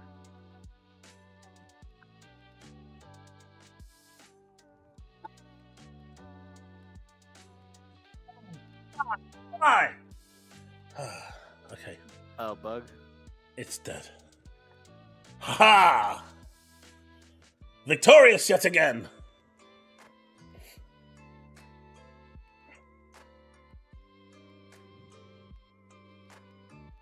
Yeah, there's nothing wrong with that. Tails isn't a bad character by any means. Wait, all of them? I mean, the favorite character is supposed to be a single one, right? Which one is your He most says favorite? He likes Sonic, Silver Shadow, Amy, and Knuckles, but Tails is his favorite.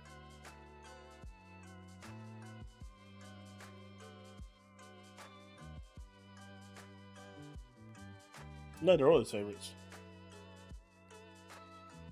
Now, apparently there is actually layoffs happening at Microsoft. There is. 3 people have come out and said, we've lost our jobs. We're really upset about this. But, it is what it is. Some people have been there for 15 years. I don't mean to sound insensitive, right? And this is going to sound really harsh. And some of you might get offended by this. And I apologize in advance. I don't care if people are losing their jobs. It's sad, but it's not impacting me or my family. I'm about to lose my job. No one will shed a tear. 220 people in the span of 12 months in my workplace has been made redundant or has had a mutual agreement to be let go because the company is downsizing, and not a single article is written about the people in the place I work, which is one of the biggest digital agencies in the United States of America, and they are, we are downsizing quite heavily here in the UK, while, New York is still growing. Not one article is written because no one cares, because it's not console war material. The reason why people care for this is because it's console war material. And obviously, they're going to try and rage bait it as much as humanly possible. I sympathize with people losing their jobs. It's never nice. But the fake rage, I'm not getting involved with that. Yeah. I know Tom Warren was also, I think, trying to console war over somebody that got notified when they were on vacation about getting laid off. I think that was one of the ones I saw. It's all rage bait, and I'm kind of sick with it at this point. We all console warred a little bit. Oh, Sony losing this and that. I get it. The console war part, I get. People are going to use it as a gotcha moment within the, you give and get. You give and take, right? I'm okay with that, right? Having a bit of banter and having that little bit of feudal war with your, That's Xbox good versus console PlayStation. warring because it makes competition. Right? But we're talking fake rage baiting and fake rage where people rip their shirts off in a video because, 10 employees lose their job, or, they go completely mental because a studio that hasn't made a successful game in the past 10 years or 15 years is shut down. It is what it is. Right? It happens. And it happens more than people realize. Where my brother worked 4 years ago, the whole company liquidated and they were shut down. Everyone lost their jobs. Did anyone online actually hear about it? Did you see a single article about the Red Room? No. Because no one cares. But this is all fake rage bait. And I'm just sick of it. So, if you see me completely now almost numb to this news, that's why. And I hope you don't get offended by it. And if you do, I apologize in advance for my candor on this thing. But I'm sick of fake rage. I mean, all he's doing is trying to rile up, people to get annoyed, people to click on his article. I mean, he's basically doing what Jason Schreier does in trying to basically make money off people's bad news, of people's not inconvenience, but situation where they're made jobless. The whole BioWare article by Jason Schreier, where he was exposing people's situations in his article, and basically made it a BioWare problem, and the whole industry was suffering the same problem. And this is why Jason blocked me, by the way, when I asked him, why are you targeting BioWare and not the industry? Because the industry as a whole is doing this in the gaming industry. They are. Every one of them is doing it, or was doing it at the time. And some were worse than others. Some were way worse than BioWare. And then I told him, is it because this gets you money and gets you clout so you can get more followers and more clicks? And because I asked that question, that is the official reason why Jason Schreier blocked me. Because he knew I was true. He doesn't care about these employees losing their jobs. He doesn't care about the mental health issues that are going through these people's, lives. All he cares about is the story and the money he's making. He is exploiting the people that are currently in this situation. Fully exploiting them for his own personal greed and agenda. And that's why I can't be bothered with it. Hey, Devastator.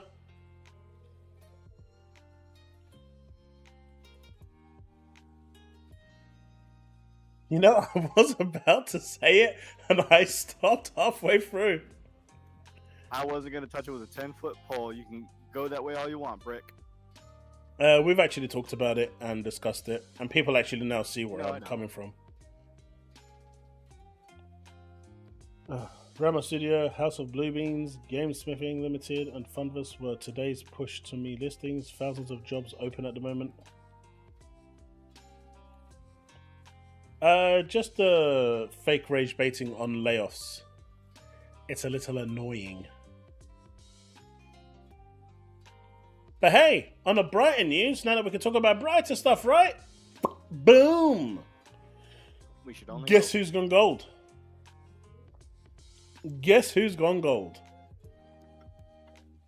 What does going gold mean? It's ready for release. They can press it onto the disc. Ah, okay. So now, that's it. They've actually got the working disc, which probably has like 2 megabytes of data on it, ready to sell to you. Yep. For the low price of $70, or the upper price of $120. Or you can just sign up to their Ubisoft Plus and get it for $18.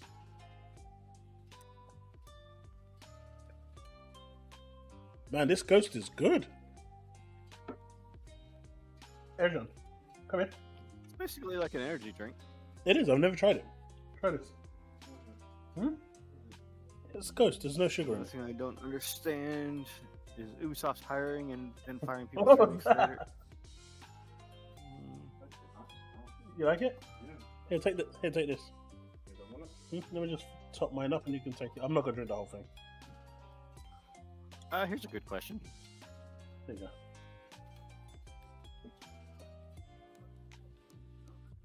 Well, Sonic Unleashed on Xbox Game Pass if Xbox by Sega, considering it was only on, what, the PS3? No, at the the Wii. time? It was either the Wii or the Wii U. No, Sonic Unleashed was PlayStation. Was it? Yeah, Am where's I Sonic? thinking of the...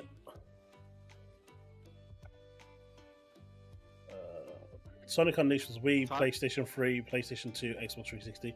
Yeah, that should come. That should come.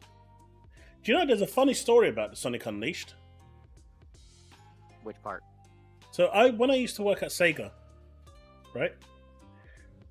Someone came out from the burning room where they burnt the code onto a disc to give to us to test. And I remember at the time he came around and goes, "Man, wouldn't it be interesting if they turned Sonic into like a werebeast?" And we were like, "Don't be stupid. They're never going to do that." And he turned around and said to us, "Really? That's what you think?" He goes, "Okay." There you go. He smiled and walked away. And a year later, no, because he knew, because he was in direct contact with, he was way higher than us on the food chain. So he had already seen all the Up and coming. concepts and the up and coming and the material and everything. He already knew about it, and he was trying to basically leak it in a way to get a bit of backlash because he didn't agree with it. He didn't want to see the werebeast side of things because it was silly. And It was a gimmick. a year later, it was like, "I told you." It was fun times. It was like a year later. It was like, "I told you so."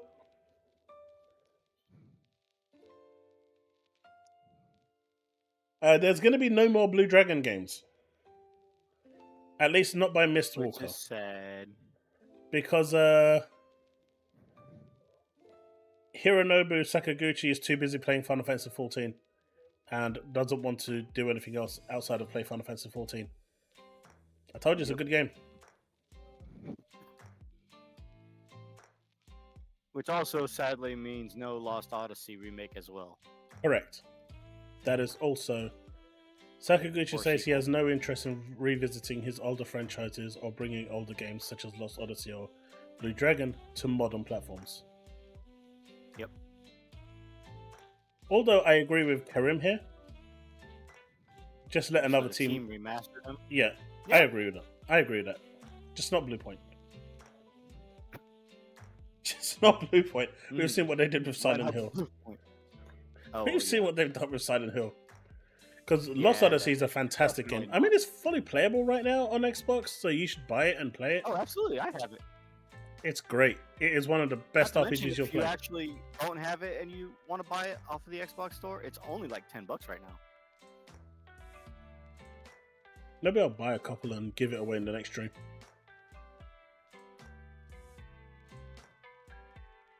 I mean, if you want to buy all the 360 older games for people who have Xboxes in your audience, then that would definitely be the way to do it since the Xbox 360 store is shutting down soon. I mean, that one's backwards compatible, so that wouldn't matter.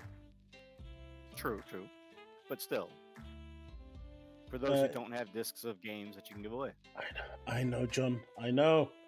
I worked on 06. I worked on the 07 game, and Wasn't 06 the worst Sonic game ever made? I actually enjoyed it, even though there was bugs we found that they refused to fix, especially like towards the end of the game. They ran out of time and they just couldn't fix it, so it was unfortunate.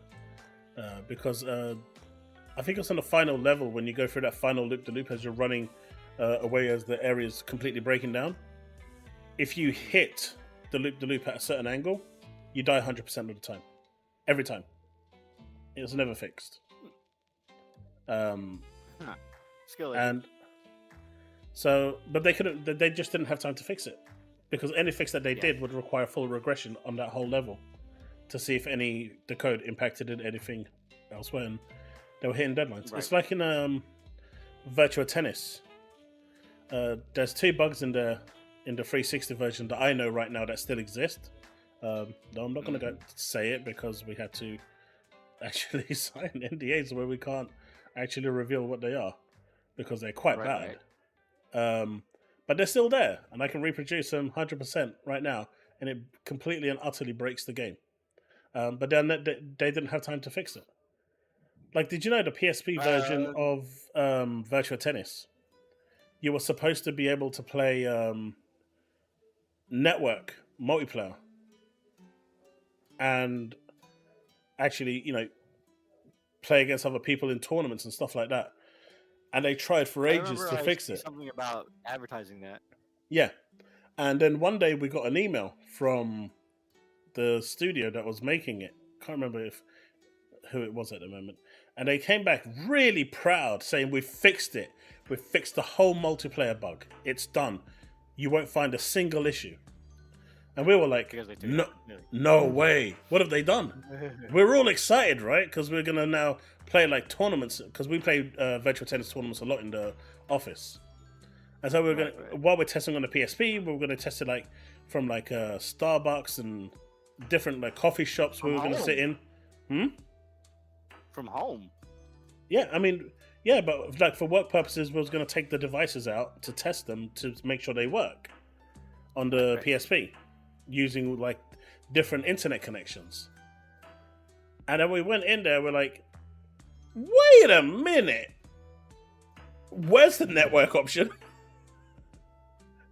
They just disabled it and that's it. They just took it all out and they said, yeah, we couldn't get it working, so we fixed it by removing it. It's fixed. Close the ticket.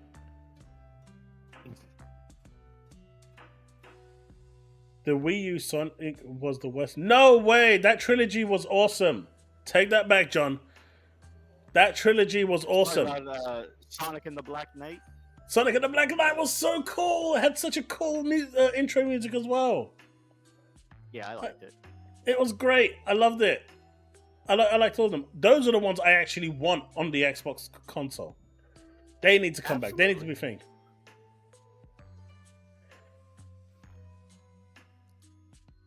Unfortunately, Cesano, because I work in QA, I don't have to go looking for them. They just find me.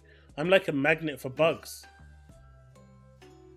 Hence why you're always squashing them around your house. Yeah. But then you remember, what game was it that you lot were watching me play? I can't remember. I think it... what was it? Gollum? It might have been Horizon. Song? It might have been Horizon Forbidden West. And I managed to get myself stuck between a rock and a pixel. And I couldn't get out. And I ended up getting killed by it. I don't put myself in those positions. They find me. It's like I can't do anything. What do you mean the twin bros are back at it again? Vlogs?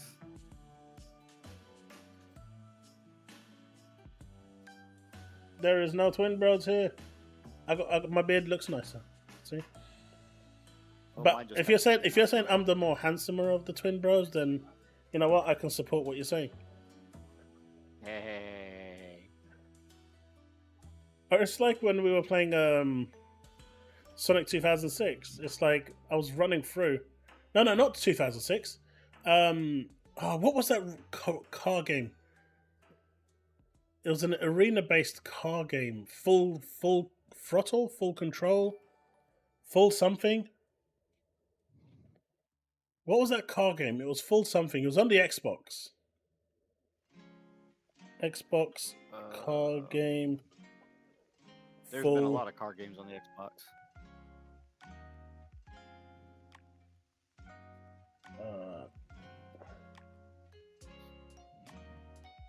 It's on a 360. That would have been Need for Speed era. Yeah, full auto. It was full auto, right? Okay. 2 days into my testing of full auto, I found a way where you can literally ramp yourself off the map and completely break the game to the point where your 360 fritzes out and can overheat to the point where it bricks it.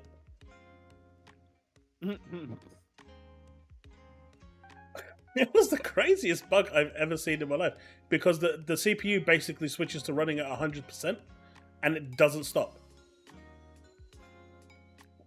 I mean, I could see that Devastator, but the whole thing about the Werebeast Sonic versions of the games were all more slower paced because instead of running fast as a hedgehog, you're a were-hedgehog where your limbs stretch.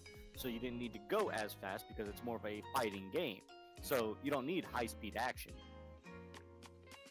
But that's like combining 3 to 4 different Sonic games plus the entire lore of the franchise all in one. That's too much to ask for a Sonic game.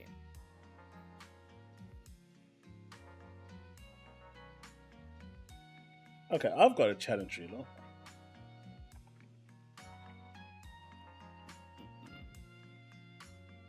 So, Sumo Digital made Forza Horizon 4. Right? So, there is, in Forza Horizon 4, an area on the map that was not fixed. It's a pretty big square where you can fall through the map because it's not solid. And you basically threw the game world. It is still there to this day. Because the way the game map was designed was really bad. And so in order for them to fix it, they would have to basically lift the whole map up on Forza Horizon. Instead of making the map in chunks, in segments, Sumo Digital decided to make one big map. And so the update to fix that one small area would have been roughly about 120 gig or 100 gig in order to fix it. So Microsoft opted not to because they thought that was just not worth the effort considering where the area is. But the challenge is, see if you can find it. It's still there in the game today. There is a section in the game on the world map where if you ride around, you will fall through the map 100% because there's nothing underneath to stop you. For some reason, it was missed. Forza Horizon 4 is being delisted, so you probably might need to buy it. I'm going to pick it up. It's a shame. I wanted to pick it up on the Xbox, but they're charging me 50 quid. Steam is charging me a tenner, so I'm going to pick it up on Steam. But it's there. And if you find it, let me know. You'll know where it is. It's 100%. It's always there. No Googling either. I know some of you are going to Google. If put it, MLB, a rule of thumb, if Microsoft buy or merge with Sega, number one, all their games will be day one Game Pass, but their back catalog, you know, any of their back catalog that can be ported over, all of it will be ported over. The ones that won't are generally going to be the ones that are kind of specific and customized builds. But even those will probably be done as well, because all it needs is the licensing. And Sega owned the licensing, so the only thing that can stop it is the music. And that they can replace if they absolutely need to. So I would say, like, as a rule of thumb, expect most things from Sonic's back catalogue to be on there. Go Gadget Google.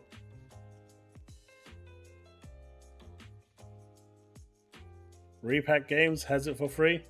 But that's a torrent site. I'm going to buy it instead so I can play it on my Steam Deck. If I can't play it on my Xbox, then I'll play it on my Steam Deck. I mean, Brick, if it's on sale, then I'll hold out. But it's £10 on Steam or £15 for the Ultimate Edition. If they can do better than that, then happy days. These lot wanted me to play the new Supernatural game, which is scary.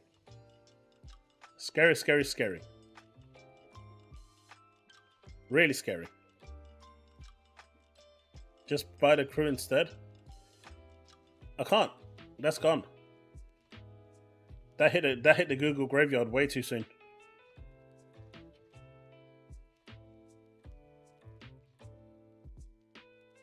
Yeah, that was a weird one. That was. But did you guys hear about this? I've never heard of the company Toes or Tose. I don't know how you pronounce that. I'm going to say Toes, but it sounds wrong to call it Toss or Tossie. I don't know.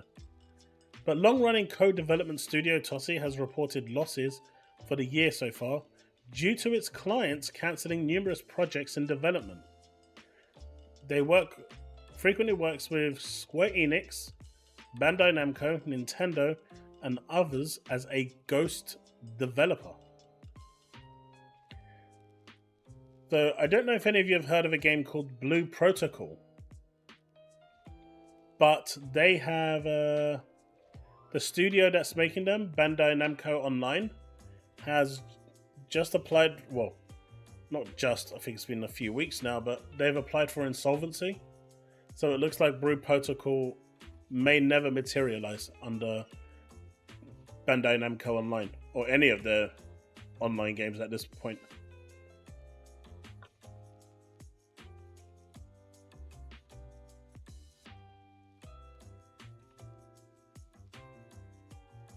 Blue Protocol may not be coming ever. It's had development problems. It's had game problems. Ventura, you should try it out. It's good. It's a different take to Sonic, being an open world, but I think you'll enjoy it. You know what? It was actually gifted to me by someone called Eon on PC. So if you guys want, on a Friday, I know I'm planning on doing a membership stream anyway. So I mean, everyone can come. It's just the members get priority in that stream. We can check it out there if you want, and you can see what it's like firsthand. But I've heard a lot of people really, really enjoying it and loving what they did with it, and it being a good direction that Sonic went.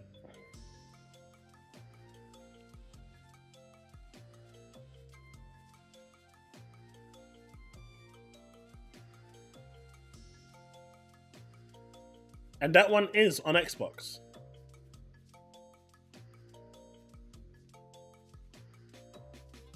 But yeah, they're a ghost studio. Okay, so this one I saw,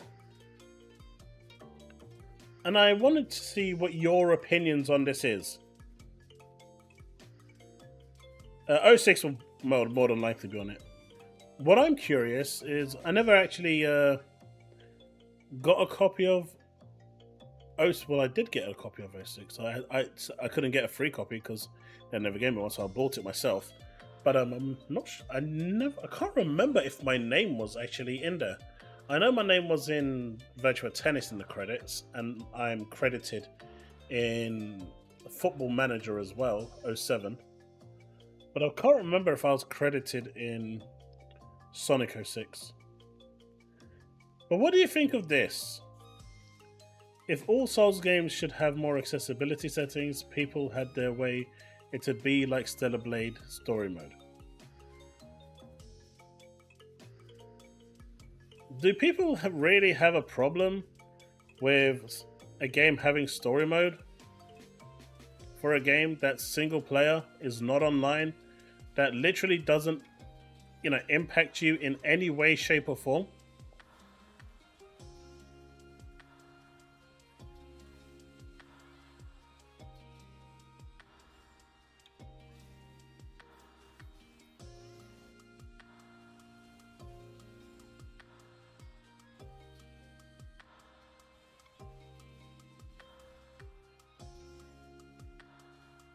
But my question is, what harm is it doing to you? If you want to play the game on the hardest difficulty setting, play it on the hardest difficulty setting. Play it on, Dante Must Die difficulty, whatever you want to do. Right? Play it on whatever setting you want. But what if I wanted to, for example, play it on story mode? Why would me wanting to play it on story mode impact your entertainment, your enjoyment of the game? I don't understand this concept, and maybe someone in chat can... you know what?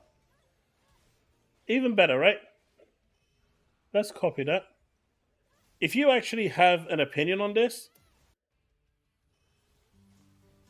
come onto the stream and let's have a chat. I'd love to hear your thoughts on this, because I don't understand. My brain doesn't compute that sort of information. And I'd really love to hear what, the thought process behind it is. On a single player game that has no impact to anything you're doing.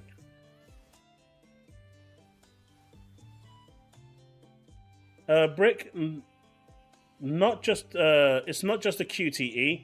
This basically teaches you a little bit of the timing and stuff, but also, the bosses don't hit as hard and take more damage. The whole concept of this is designed so you can enjoy the story without the complexity of the difficulty that the game can bring, even on normal mode.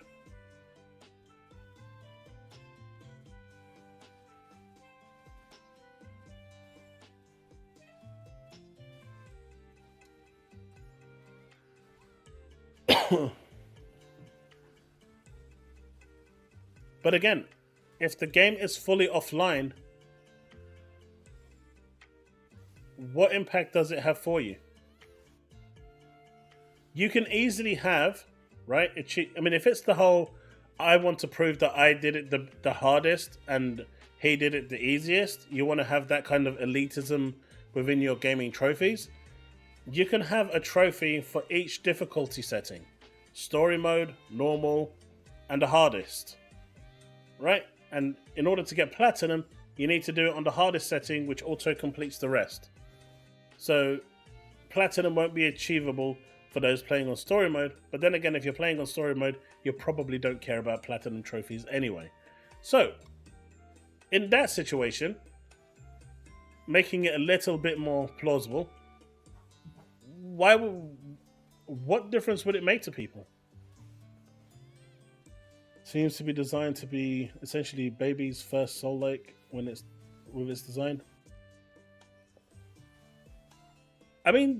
if you play it on a harder setting, Stellar Blade can be difficult.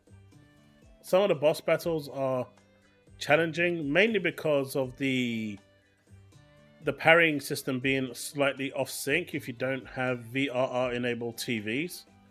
So you've got a bit of input latency, which really causes a problem. I think if the input latency wasn't there, you'd probably have a better time. My TV doesn't have VRR, so I notice the input latency a lot, and I'm struggling to adjust to it. I've been playing it on normal, which is the setting that it defaults to originally. New Game Plus gives you the harder setting, but I just don't see the issue with it.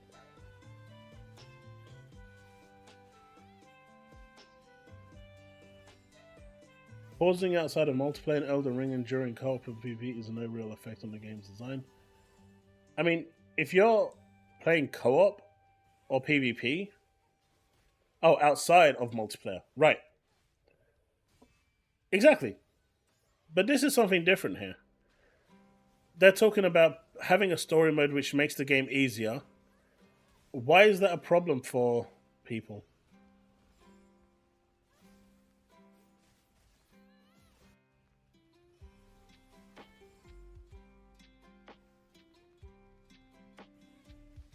It essentially makes it easier for devs to get lazy on game design, to be honest. I disagree.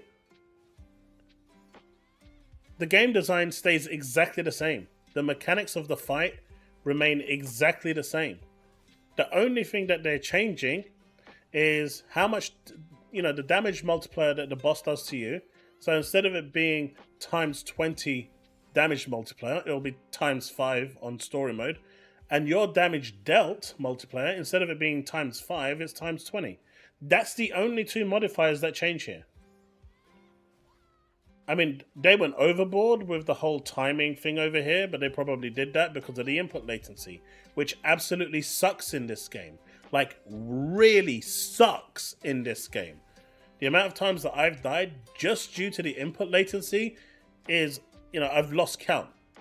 Where I'm pressing it, and I have to press my parry button like a second early or half a second earlier than I normally would press it on any other game, just so it can connect. And you kind of have to, know what the bosses are doing and preemptively press it, hoping that they're going to do that thing. It's annoying. But that's why this probably has it. But ultimately, all you're doing is changing the amount of damage you receive and take. So that's not difficult at all. If anything, that's like a 1 minute job for them to change.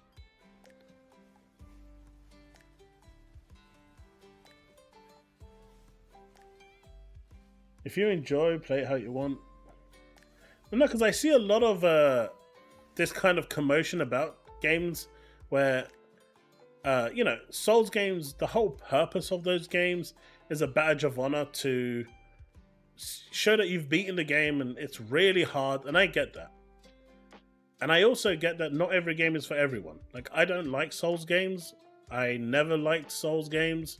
I like the story in this game, which is why I'm enjoying it at the moment more than I would normally. It's very close to Nier Automata in terms of the story in many ways. So I really enjoy that. But Souls games just generally aren't for me, and I tend to steer clear from them. I just don't, for me, going up against a boss that's going to kill me in 1 or 2 hits, it's not fun. I get people find it fun, and I'm happy for those people. But if they wanted my money as a business, if they added an easier option in there where I could enjoy it and enjoy the world while playing it, maybe that would be a good way for me to get into it. And when I finally become comfortable with the way the game is, I would maybe increase the difficulty my own to play it the way it's intended. Or on the New Game Plus, play it on the normal setting the way it's intended to see how the game is. How, if I would enjoy it. It would give me an entry into the genre. Or for those people that are just less capable but want to play the game, it would give them a segue in. I feel like they lose money by just not doing that.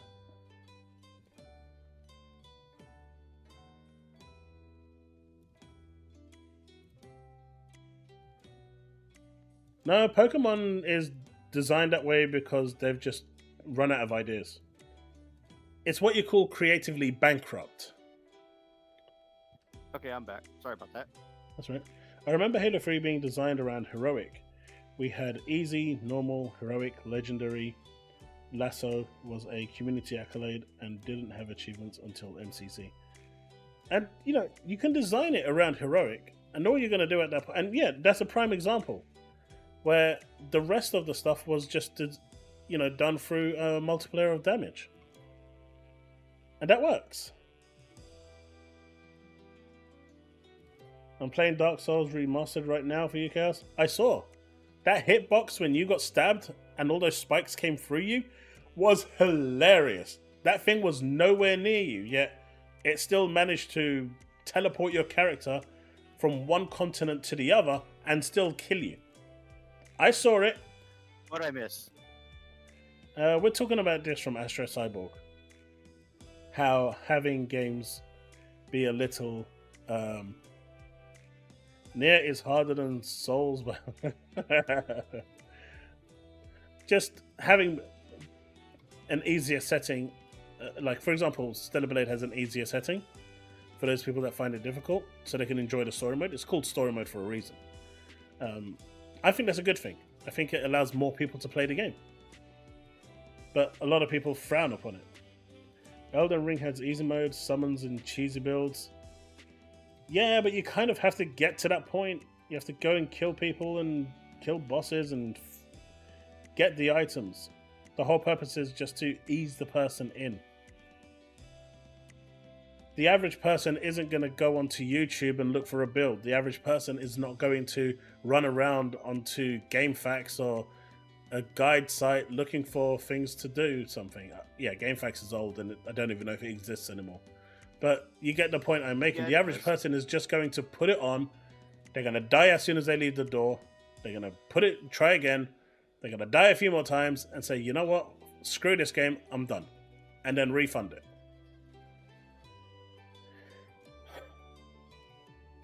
Instead, why not allow people to slowly invest into the game? And you never know.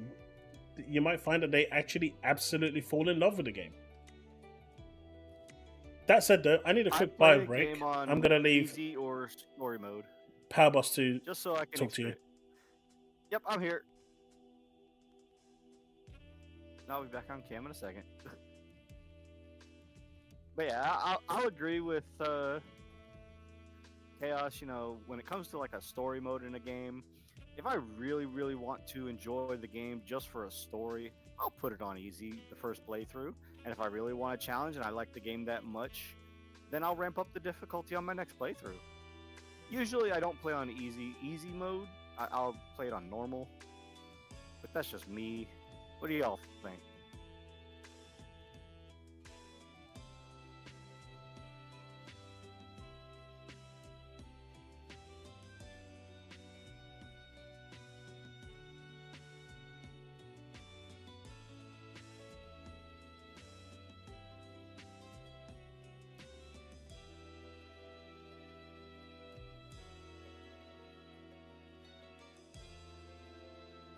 Woodpit used to, they still do. I always max difficulty, but that's because I don't intend on playing most games more than once. I can get that, Susanna. You know, there are people out there that do that, you know, play it on the hardest difficulty the first time. The problem with that I have is some of the newer games lately, you don't have the max difficulty unless you beat the game once for the first time. Because some of them unlock a harder difficulty the next playthrough. So you can play it on the hardest setting the first time, and then when you beat the game, you know, insane mode unlocks, things like that. So that's my only pushback on that one, as far as that goes. I personally don't like Souls games myself, so you know, I can appreciate the games for what they are beauty-wise. I just don't personally care for the try-hard mode, because you know those players that you see out there beating with you know, level 1 characters and all the DLC, they're try-hards. You know, they're the ones who can play the game blindfolded, and there are people that don't. So yeah, it's accessibility is nice, but does it emphatically need it? No. That is a choice by the developers. The only accessibility options that should be in are people playing blindfolded so that they can, go off of sounds. People that are deaf that want to enjoy visuals. But like Power World, for instance, that just came out with an accessibility feature where instead of having to hold your craft button, you can literally switch it to a quality of life feature where you only have to tap it to start it, and it does it on its own for as long as you're standing there or until the craft is done. That is an accessibility feature. Accessibility feature for difficulty, that's up to the developer. Wasn't fun dying from one hit. Yeah, it happens. I mean, there are games like that where, like, even in XCOM and XCOM 2, there's Iron Man mode. You only play with one save ever, and that's it. Your game is permanently locked into whatever that save is. You don't get multiple stuff. Again, Zrog, it's an early access game, so it's understandable that it wasn't in there for the start. But it's quality of life features like that yes, should have been in there from the start, but it's good that they're getting it into the game early. It's not like it's 3 years down the road and they're adding in, a difficulty where if you want to play harder, that for you the damage that you do is less and the health pool of the enemies is bigger. That's what I'm talking about.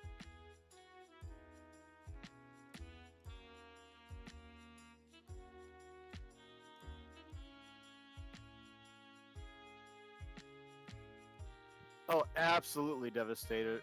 This right here, DSP, being able to beat Elden Ring DLC bosses is an extreme challenge, considering that you know how bad he is at every single thing he does. The fact that he is coming out here and actually listening to criticism, following guides, and being able to beat bosses, cheesing or not, if the game has a mechanic in there that is intended by you being able to use summons or have a party member, because I know you can even play multiplayer and team up against bosses. I've seen many of Elden Ring come out that way. I'm back. Where that's the gimmick. Welcome back. But yeah, so personally, I don't see a problem with it. I actually think it's a good thing. It gets more people into it, gets more people access to the game. And I think it's a good thing for the genre as well. But like I said, what you can have is, in order to get the platinum trophy, to show that you beat it properly on the hardest setting, or on the highest setting that you need to, have a story mode achievement, and a hard mode achievement, or normal, whatever it is. And you need to complete it on the highest difficulty setting, or the normal, whatever it is, in order to get the platinum. Yeah. Or so on every difficulty, and if you play on a harder difficulty, it gives you the easier one. Yeah. Mate, I'm a legend. I keep on saying for you guys to remain legend so you can stay on my level. That's the whole point. Actually, where does the term remain legend come from? Remain legend? Mm-hmm. The actual game legend. No. Or legendary. Nope. Comes back from farther than that, or earlier than that? 2017, I think. No, actually 2013. 2013. 2013, 2014. A game. In its advertising campaign said to remain legend. I'd have to go back and look.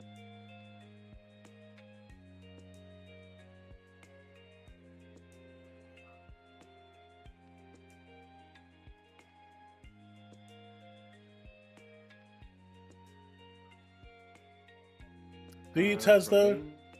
Do you, Taz?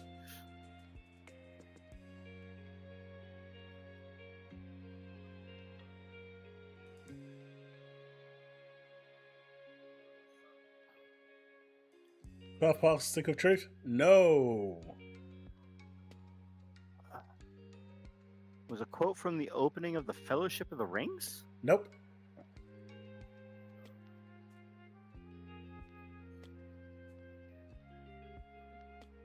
Fellowship of the Ring movie. Nope. It's from a video game. It was from a video game trailer.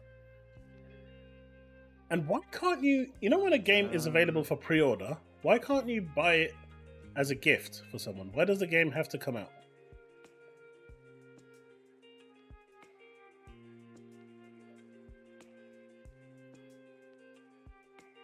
Wizards of the Coast? No, you're way off. You're way off. Metal Gear Solid 2 Sons of Liberty had it in 2001. Nope. This goes back to 2014. It wasn't League of Legends. Not the movie I Am Legend. Okay, do you want me to give you a clue? I shit on this game a lot. For multiple reasons. That can be a lot of things. The Last of Us? No, I like Last of Us. It's one of my favorite games.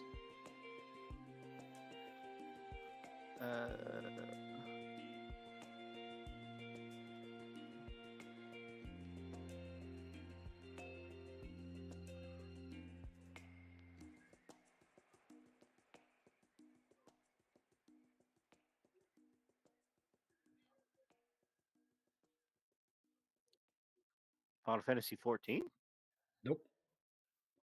Susano, it is called Parasol Stars. It comes Never heard out in a few days. If not already out. No, it comes out on the 11th.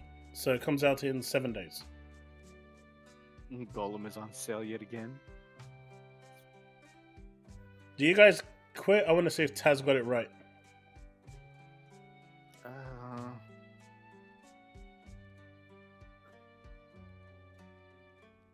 I'm not seeing any reference to it. Go on then, Taz. I mean, Taz has already put the first letter down.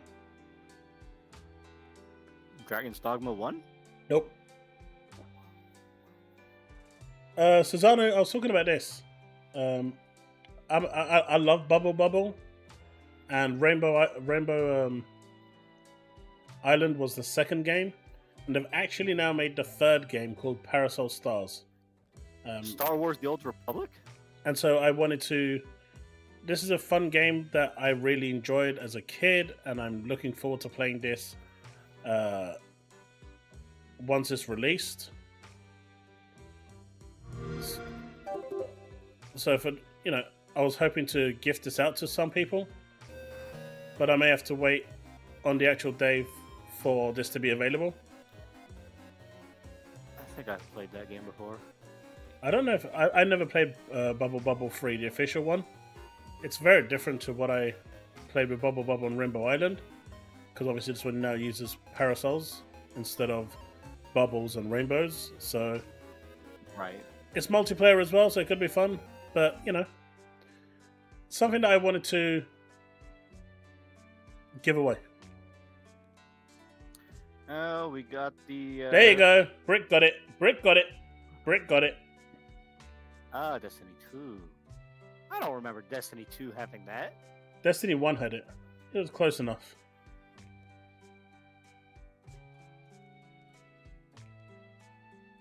In Destiny 2, he said, I am legend. In Destiny 1, it was remain legend. To be a legend, you need to remain a legend.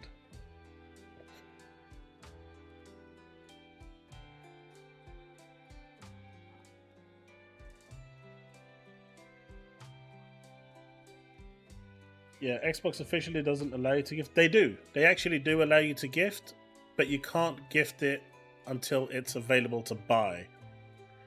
Yeah. But yeah, so once on the 11th when that's released, I will buy a couple copies and give it away on the stream. I think this is funny.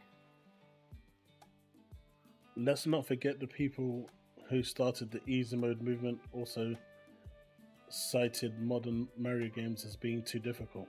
Mate, that shit is hard. Mario is hard. Have you seen how difficult it is to press that? Have you seen, mate, to press that A button to jump, or in the case of Mario, it's the B button, maybe, possibly, could be, potentially. Mm-hmm. But to press that jump button and jump on that Goomba is like the hardest thing you'll ever do. It's difficult, man.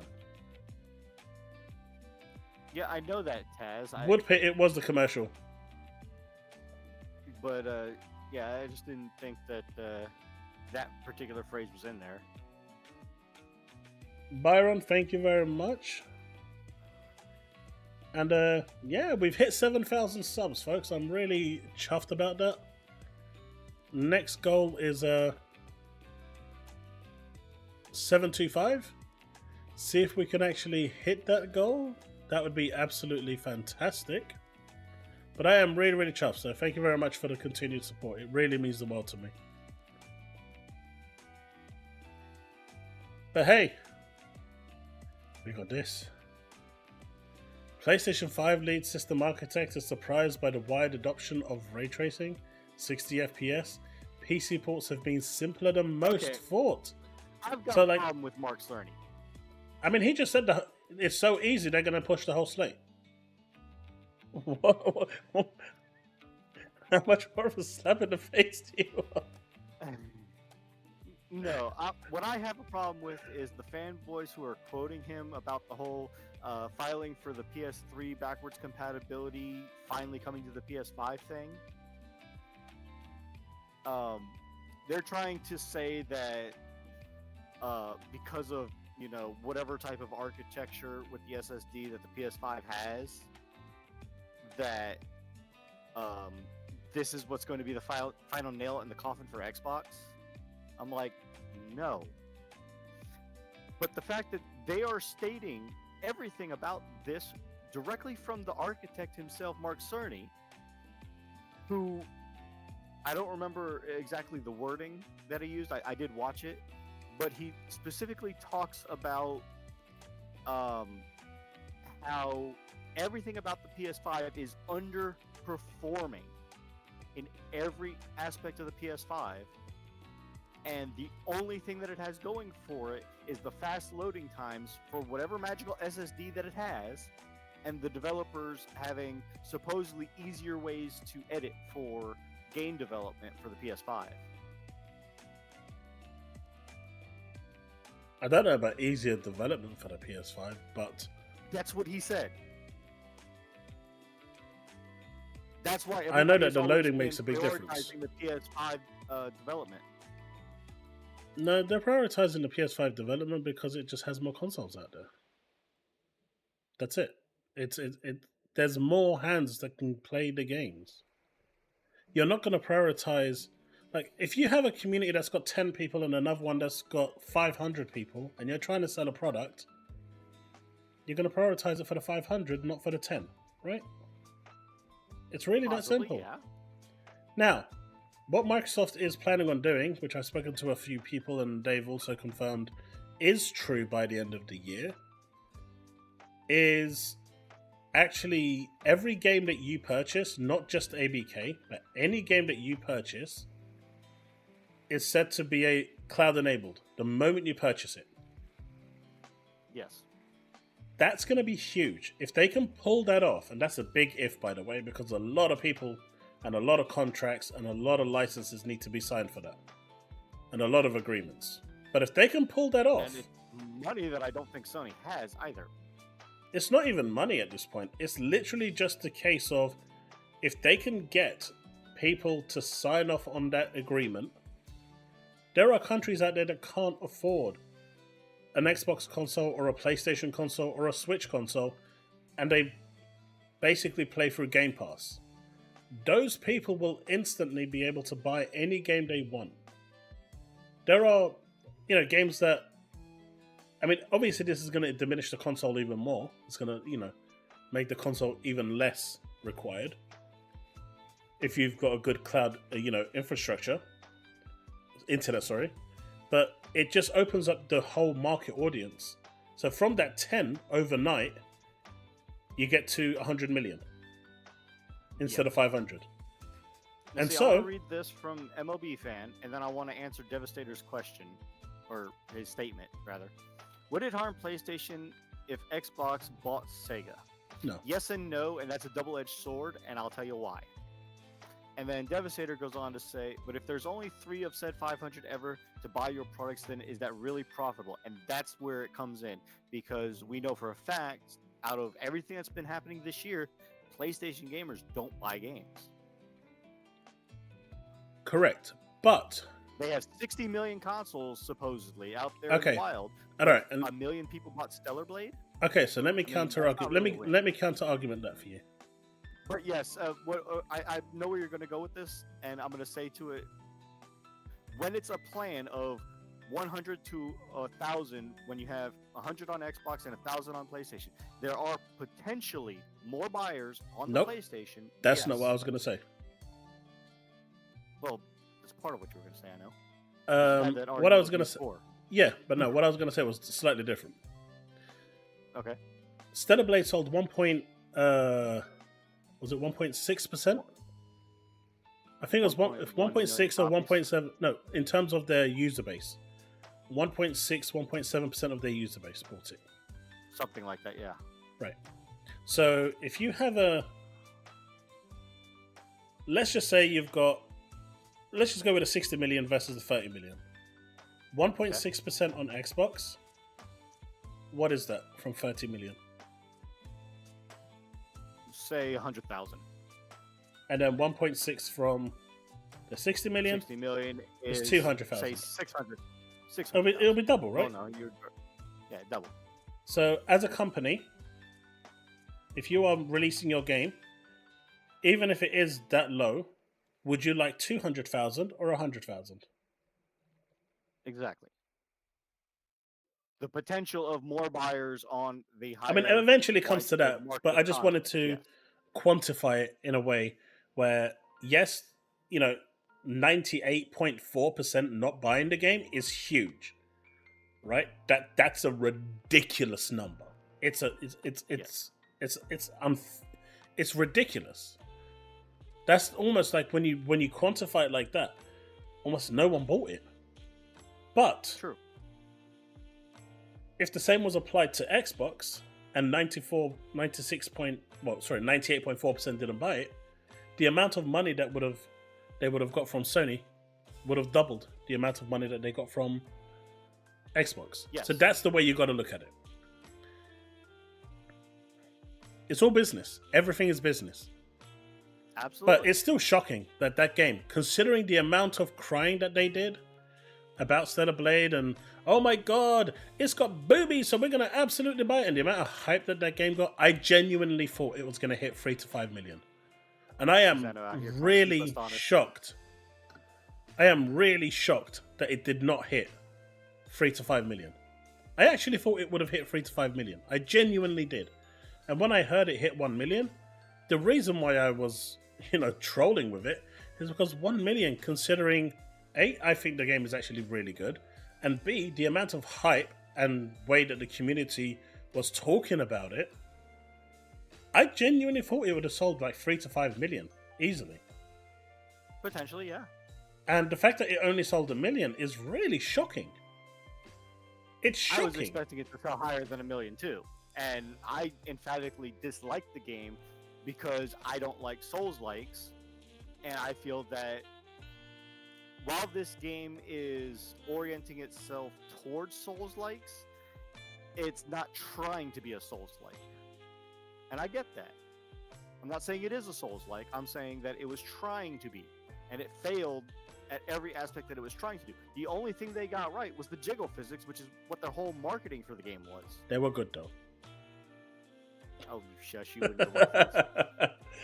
But look, what I will say is, Diablo's right. Twitter isn't reality. And Twitter, as I've always said, is just a small echo chamber of anything. It really is a succinct and nascent part of everything. It's such a small part of what people see and what people do, and it's why companies don't give a shit about what the outrage is there. They only care when it becomes really widespread, like the PSN thing, which actually started to affect their bottom line. 5 people getting upset on Twitter about it and having moan about it is not going to cause a big deal. No one cares in those big companies. Our local troll Bags is in the chat. I know. I I've been just want ignoring to push back on something that he said. He said that Destiny 2, because of the latest DLC, was the highest rated thing on PlayStation pretty much ever. Or just this year or whatever it was. Okay, Mhm. and that's true. And after watching Chaos play Destiny 2 for bits and pieces, I agree. The storyline is phenomenal. They did a very well job, bringing it back in, and that's fine.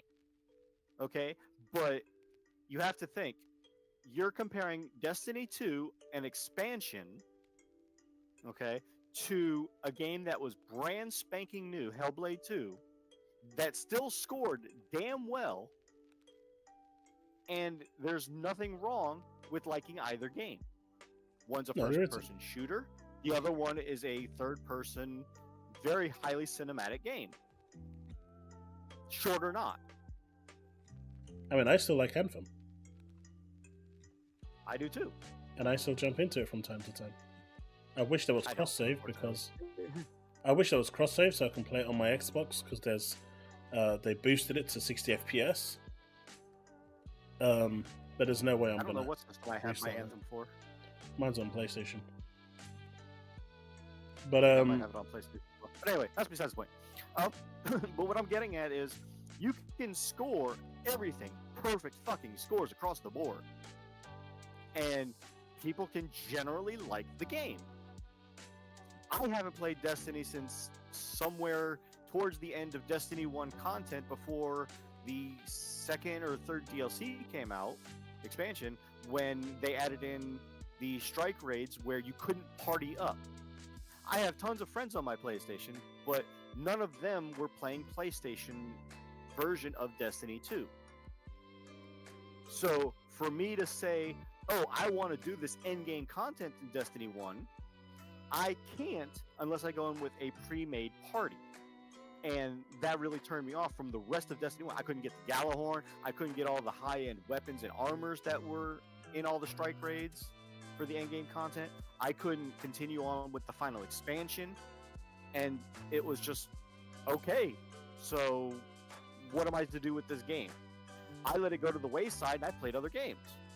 And then when Destiny 2 came out, I tried it at the very beginning for maybe a week, and I saw nothing of Destiny 2 at launch that was any different from Destiny 1.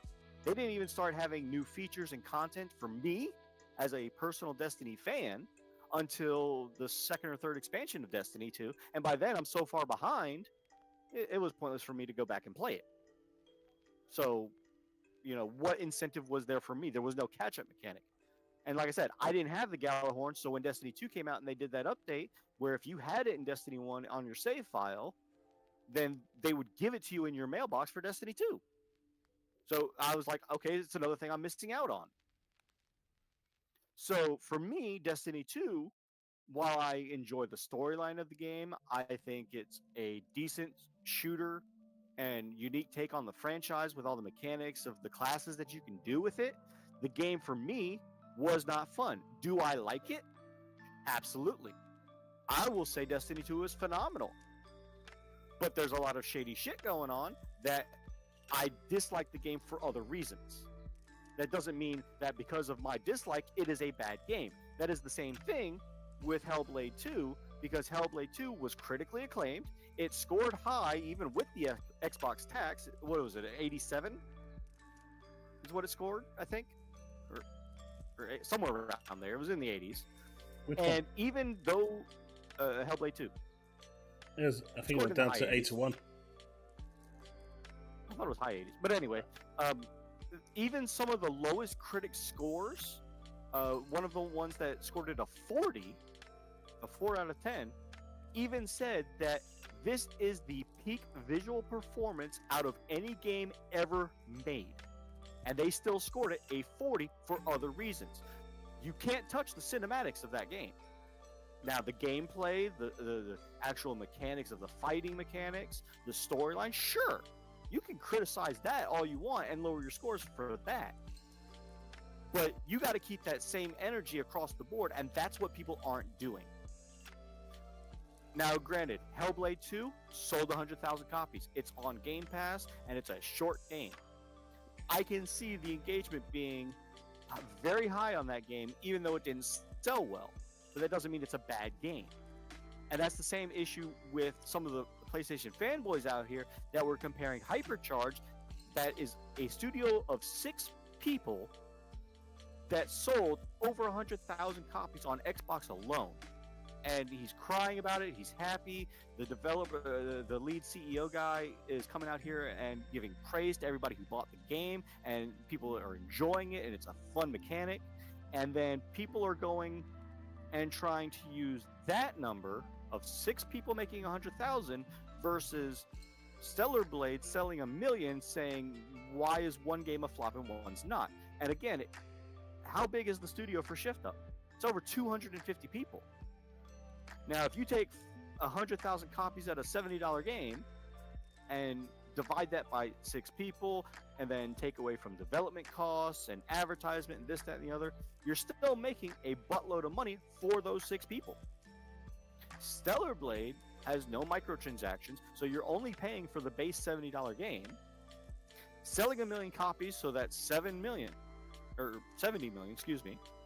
Now, take away the development costs, and having to divide the remaining amount by 250 employees, you're getting a lot smaller of a profit margin. It's simple numbers. As sad as that is why Stellar Blade is a flop and Turbocharged is not. And that's without Game Pass. Now, Turbocharged, I believe, also launched on Steam, and I believe it is also on the PlayStation. So it has more numbers to go off of than just what's on the Xbox. And yeah, I mean, it's baffling that people are trying to use this as a gotcha. And even the developer came out and said, hey, a development team of 6 people versus that big of a team, because they forget that Shift Up, while it's only a department of the Nikkei studio, Nikkei is still a huge development company in Korea. And that's a big to do over there. How much did Hypercharge cost to make? I don't know off the top of my head. Because Stellar Blade in let's see if profits made around 10 million in profit.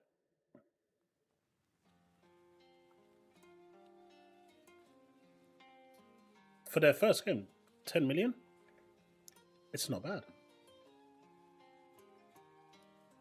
If 10 million profit is a flop,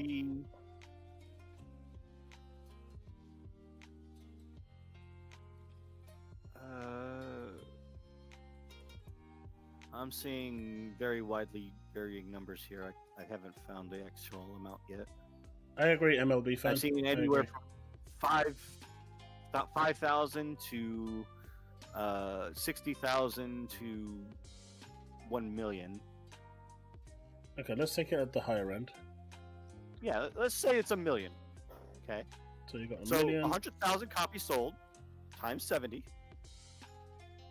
Actually, no, I think it was even sold less than that, wasn't it? It was £25, the base edition. I'll put it 30. Yeah. I'll put it £28 because yeah, sure. So 28 times 100,000 sold. That's 280. Yeah, 2.8 million.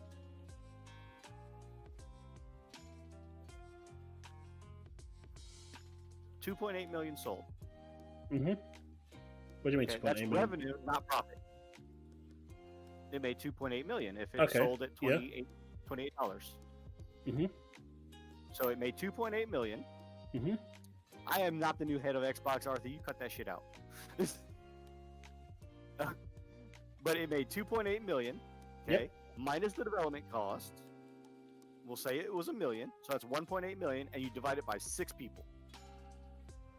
But the Maybe development say cost. 100,000. No, the development cost includes the salaries, right? That's literally the development cost. How much it's Oh, is costing them to build it? Okay, Yeah. so you know more than I would. So if you minus that 1 million, Yeah. you're left with So 1.8. million So you're saying, divided by 6 people. but those 6 people aren't going to get it. Only one of them is the CEO. The others are employees. They're not. Right. The other 5 aren't going to get it unless they're not They part. got theirs out of the 1 million. No, they're just employees. Unless they actually Yeah, have a stake in this company, which we don't know. The company made 1.8 million profit, which goes to the dude who's crying on the internet for the success because he just made a lot of money. But the other 5 potentially are just 50,000 paid employees, $50,000 worth paid employees, Yeah. which goes into the development cost. So they're already paid. So Hypercharge made 1.8 million, which is really good money, by the way. The guy is chirping. Stellar made over 10 million. So it didn't flop. I know people want to say it did, but 10 million's a lot of money for a first game. It is. But again, you're talking, a game that's done by 6 people versus a game that's. But done by Hypercharge a didn't studio flop either. No, it didn't. Hypercharge is extremely successful. The only thing that Stellar Blade actually flopped in is the installment ratio of how many consoles for PlayStation are actually out there. That I agree with. I expected them to have 3 to 5 million, not. And like I said, as much as I hate the game for various reasons, I agree. I was expecting it to sell 3 to 5.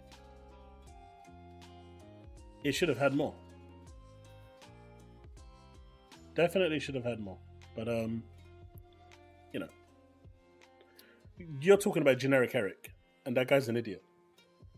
I'm Is that who I'm surprised. talking about? Yeah, and I'm surprised that he actually, knows how to breathe oxygen at this point, because he's that stupid. Oh yeah, I've had an interaction once or twice with him. He's not that bright. I've called him out on a whole bunch of bullshit too. I think he blocked me finally. Why the hard on for Sega? Because Sega's amazing and it's a great company. Mhm. So Xbox would own the copyright for Sonic after they bought Sega. Yes, they would. It would belong to thing. Microsoft. What do you have 20k hours in to say otherwise? Which game are you talking about, Jordan? I have more than that, Jordan. I have more than that. I think I'm actually a little disappointed because I actually didn't collect all the cans on my first playthrough. I'm almost at the end. So I'm going to have to do that on my second playthrough to unlock everything. And as well as get the second ending. Oh, you're talking about Destiny. 20 hours in Destiny? That's all you got? That's lightweight. I thought you were talking about Stellar Blade. I don't know what the hell you're talking about. That's why I asked.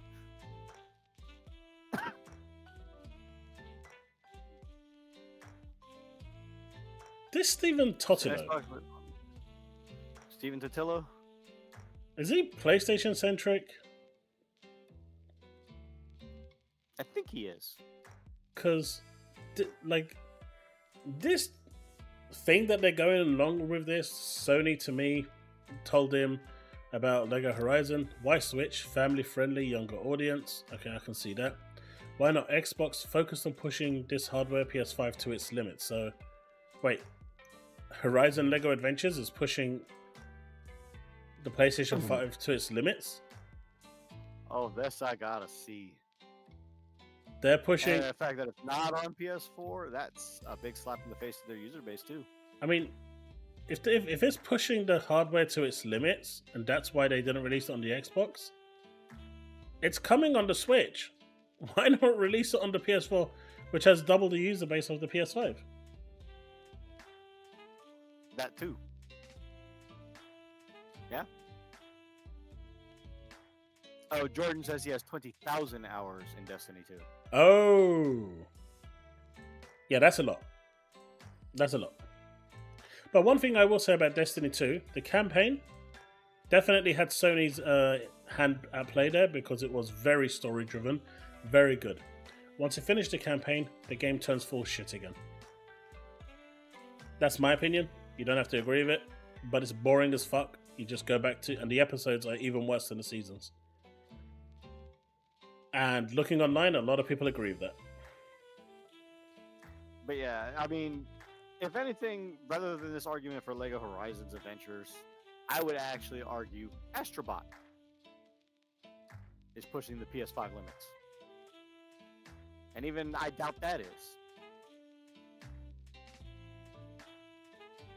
MLB, I have no idea. Is only on PlayStation, at least for the time being. Who knows for how long? Give it some time. They'll probably make a PS4 version. I don't think they will at this point.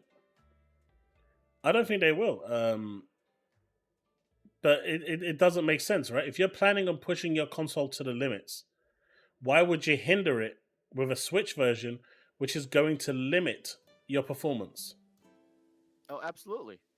That doesn't make sense because the PS4 is more powerful than the Switch. Correct. At least the PS4 Pro is anyway. So, and they're eliminating what 3/4 of their that's crazy. PS4, PS5 database. So user base. The mental gymnastics there to kind of try to provide a response. And this is the other thing, right? This is the really telling thing. Have you noticed the wording? Don't have anything to announce about Xbox right now. So they basically said it is coming to Xbox, just not at launch. Possibly, yeah. No, that's what that means. They don't have anything to announce about Xbox right now. So it's coming to Xbox, just not at launch. I saw that anime. This part. I don't know if it's confirmed. They may have just not submitted themselves yet for the Tokyo. No, they're Game not Show. attending it. They're not attending it. I haven't seen anything about Xbox saying that they're going to, and they haven't filed for anything to attend it yet. Now, what they're going to do... It doesn't mean that Xbox isn't going to show up, because there are things like Capcom and Sega that are going to be there that could still have something for Xbox announced. It's just not going to be Xbox themselves. So what they're going to do is do what they did in 2022 or 2023 and have their own little showcase where they show what they've been doing. I can see that. That's what they're going to do. And I can see that. You know, I'm actually surprised that they're going to be at Gamescom, because even that they would have done their own thing normally, because it just saves them a lot of money. Yeah. I'm guessing the fact that Phil Spencer is doing...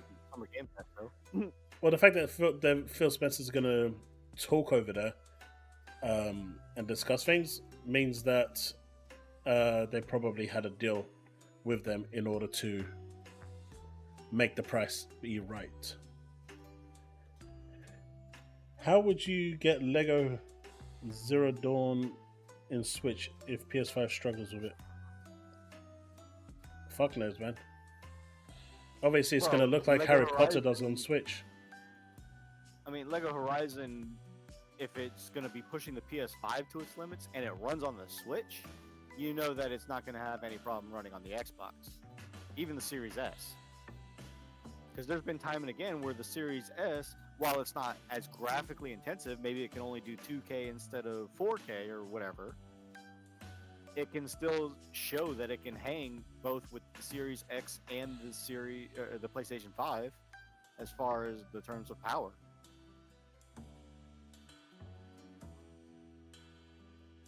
MLB, no one knows. No one knows, buddy. I mean, they'll have to see when that comes around. Hellblade 2? Hellblade 2's gameplay was minimalistic. But then they didn't sell the game on, its gameplay. They clearly told you that this was a cinematic filmic experience. They told you that from the beginning. Yep. If you went into Hellblade 2 thinking it was going to be, this open world game, that's on you, right? At the end of the day, everything that they said about that game, they said it was going to be a cinematic filmic experience. They even joked by saying that if they could get the game running properly at 24 FPS, they would have actually got the game running at 24 FPS, but it didn't work very well. But the experience that they wanted was one of a movie, and that's what they ultimately delivered. They, Getting into the mind of the character. They delivered what they wanted, and that is what they wanted. The fact that people wanted something different, despite being told what it is, well, that's on the people not listening and understanding what they're saying, right? They clearly told you what the game is. It was never supposed to be this overly complicated combat experience, blah, blah, blah. It was never supposed to be that. They told you. It was a filmic, cinematic experience. And the fact that they, said that they were trying to get it to work at 24 FPS, which is the standard for Blu-ray movies, should have told you, should have told everyone exactly the direction that this game was going. Now, would I personally have preferred it to be more like the original game? Absolutely. But I went into it knowing what it is. I don't go and play Halo thinking it's going to be a racing game. I don't go and play Sonic expecting to see Mario there. That's just stupid. I know what I'm going to get when I'm playing the game. If you expect something different, then that's, that's a player problem and not a game problem. It's really that Generic simple. Eric was talking about games being at 60 FPS standard as of this generation, and that Mark Cerny interview, he was saying that every game at launch was targeting 30 FPS only, not 60. That's what the argument was. What, for Xbox? For PlayStation. For any game released, period. This generation was 30 FPS target. But they managed to hit 60. They did, and most games do, but not every game does, hence Hellblade 2. And then you have games that look and run like shit. When it was like Final Fantasy VII Rebirth, it hit 60 FPS, but it downgraded the graphics how badly in the resolution? But you had a choice. You have a choice. Give the people a choice. If you don't want to play it, that's fine. But give people the choice. But that was what the argument Redfall was. came out at 30 FPS. Backward compatibility. Yeah, but no, just listen to what I'm saying. Redfall came out at 30 FPS. And then 6 months later, you got 60 FPS. Starfield came out at 30 FPS. 6 months later, you got 60 FPS. Maybe this whole filmic stuff was PR bullshit, because in 6 months' time, you're going to get 60 FPS, and that patch is going to come. We all know it's going to come 6 months later, so why are we getting the full version of it in 6 months' time rather than at launch? And that is a fair argument. I mean, the trend says in 6 months' time, even though I thoroughly enjoyed Hellblade 2, I played it, and I enjoyed it, Same. and I had a good time with it. In 6 months' time, that's 60, and I played it 60 FPS. Right? I didn't play it 30, I played it 60 on my PC. But in 6 months' time, that game is going to be released with a 60 FPS patch. And if that 60 FPS patch came at launch, I'd have played it on my Xbox. 100%, without a shadow of doubt. I would have played it on my Xbox. And my problem here is that Microsoft is not delivering when they should. Give people the option. Like, I've seen Final Fantasy VII Rebirth at 60 FPS. It's blurry as fuck. Yeah. Same as Final Fantasy 16. I remember you doing it when you were playing it on stream. Final Fantasy 16 is, not as blurry as Final Fantasy VII Rebirth. But I'm still choosing myself personally to play it at 60 FPS. Well, where, as high as it can go. Ratchet and Clank. That game at 30 FPS looks like a Pixar movie. Yeah. At 30 FPS, it removes all the shedazzle and, dazzling stuff and the pixels and stuff. And, it knocks it down to a standard game. I'm still playing it at 60 FPS because I have the option. If I don't have the option, then that's fine. I'll play whatever they send it to me. Are much needed, but give me the option. Don't give it to me 6 months later after I've played it and moved on and don't care about it. Yep. I think Susano hits it on the head. Release, optimize later. Well, no, it's not release. It's more they need to release stuff on Game Pass to keep people sustained. Jordan, what are you talking about? The S can do 60, yeah. I mean, we've seen Starfield on the Series S run at 120. It definitely can do 60.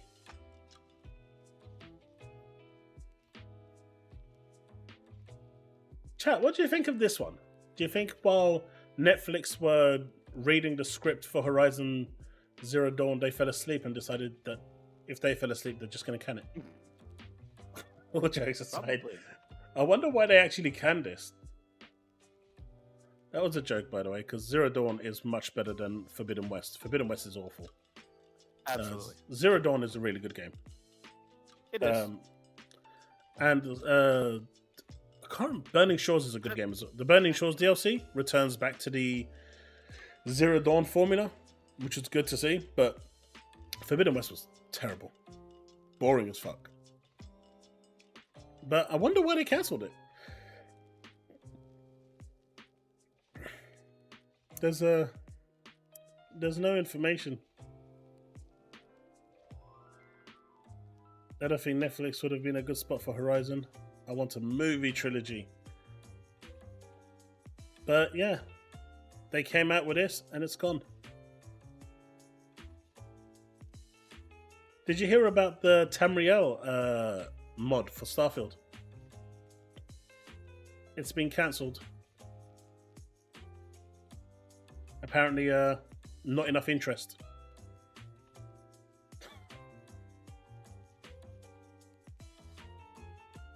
Oh, did he? What did he say? I mean, is there anything in here? Umbrella claims that it defeated 12 workers. The reports made their way to Rolling Stones. Blackman categorically denied the claims, which accused him of being manipulative bully on set. But since the report surfaced, Rolling Stones has secured another scoop. One of Blackman's other projects, the Horizon Zero Dawn prequel series, has been canned. The topic of the Horizon TV show has long been discussed, given the series' rich and immersive story. Until now, according to post by Rolling Stone has learned that two of Umbrella Academy showrunner Steve Blackman's projects that were in development at Netflix, the Horizon Zero Dawn series and the original series Orbital, are no longer moving forward. Sources and HR complaint paint Steve Blackman as a manipulative, chaotic showrunner who fostered a toxic workplace. Okay, so that seems to be why it is. Wait, you guys can't see what I'm reading. Okay, now you can. Sorry. So apparently, based on this, the working environment sucked. So people said, I'm out. For Netflix? I don't know who this Steve Blackman is, but apparently he was very nasty. A nasty piece of work.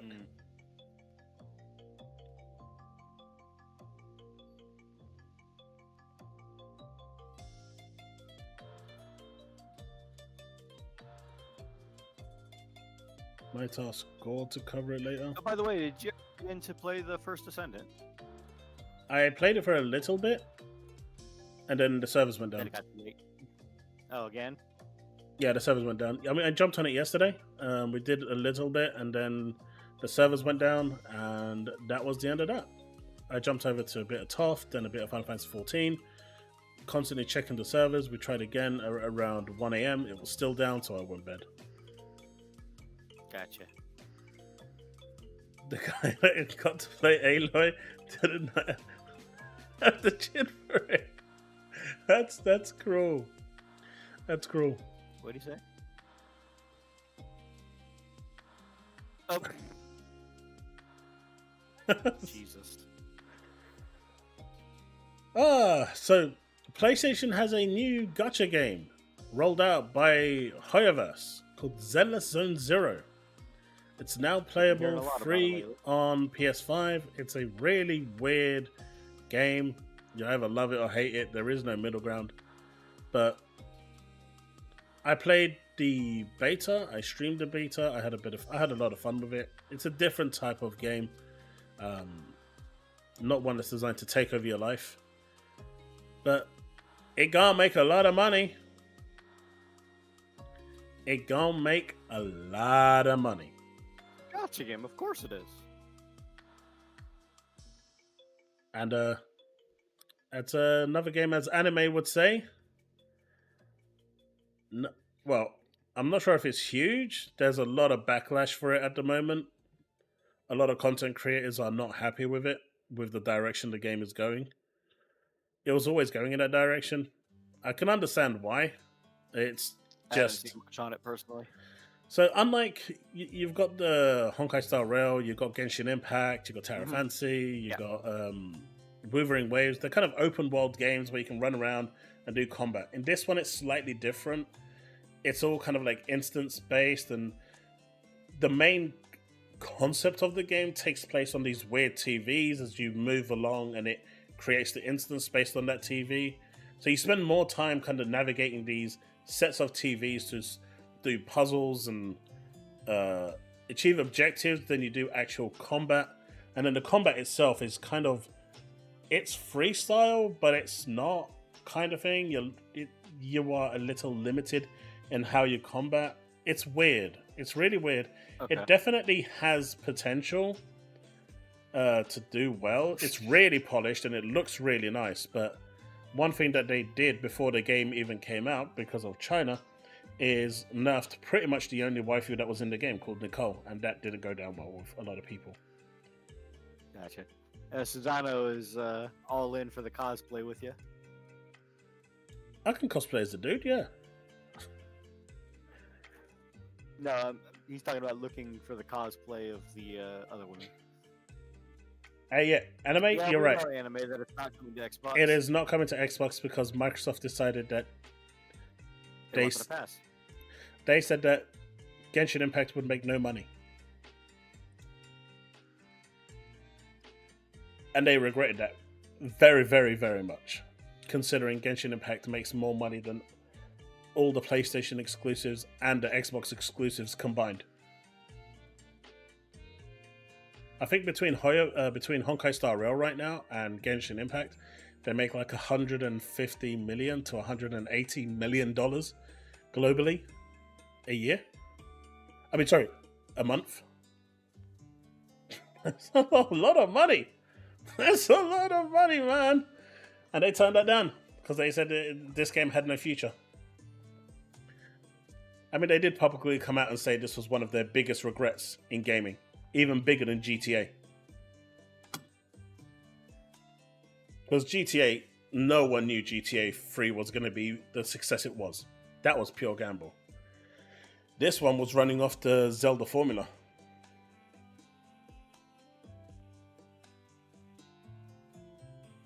MLB, no one can answer that question for you, dude. No one can answer that question because no one knows. It can go with both ways, but considering one of the voice actors for Shadow is,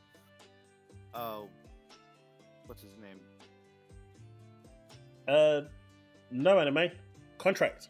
Sony has exclusive rights. Genshin Impact was supposed to come to the Switch, and Sony said, no. We want that dirty money. That dirty money comes to us and us only.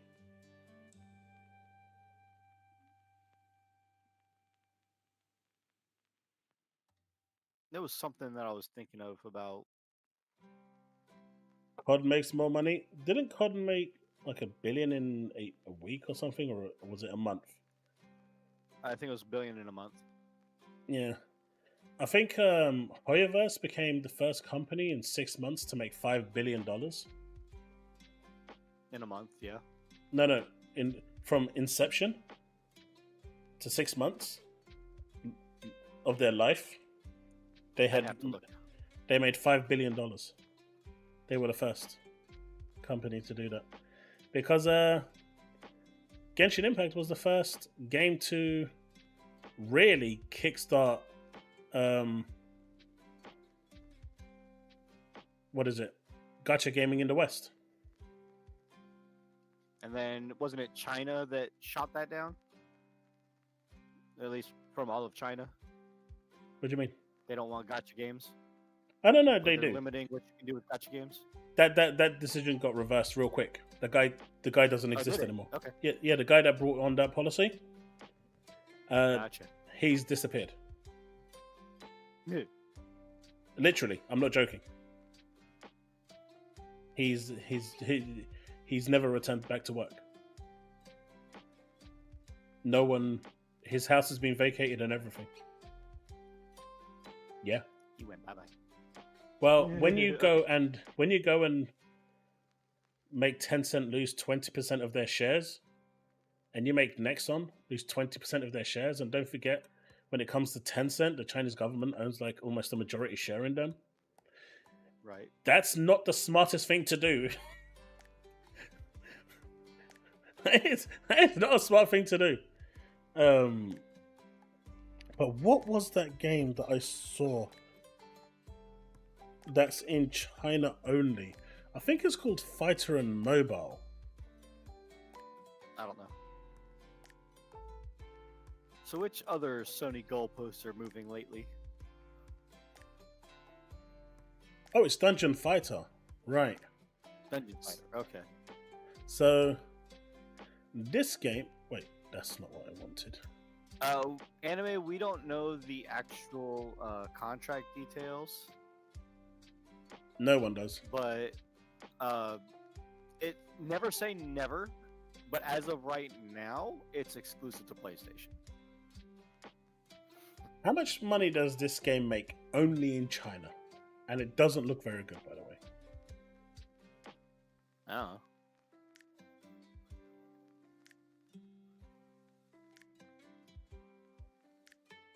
I'm not sure of what it's making right now, this second, but I do know that in China alone, 2 months ago, this game was making $130 million. And it looks like a piece of shit. This is why companies are going mobile. This is why companies want live service. And they want that mobile integration. Because when you've got games like this, making that much money... Imagine right? what an actual good mobile game will make.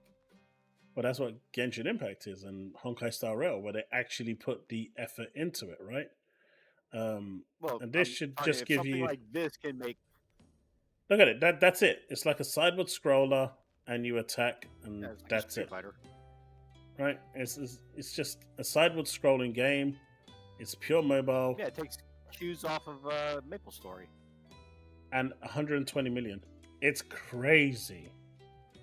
Yeah. And it hasn't released globally yet. This actually hasn't come to the global on mobile. Once it does, Right. you can expect it to make somewhere like 150 million a month. When you look at that, and then you spend like 400 million on Spider-Man 3, and you make, hey, I made like 20 million profit, yay, and these guys are over here like, yeah, we invested like 50 quid, and we made 150 million profit. Really is an eye-opener, isn't it, folks? I wish they did. I wish they did. Monster Hunter Online would be so cool. I actually tried to play that at one time, Devastator. I couldn't get it working.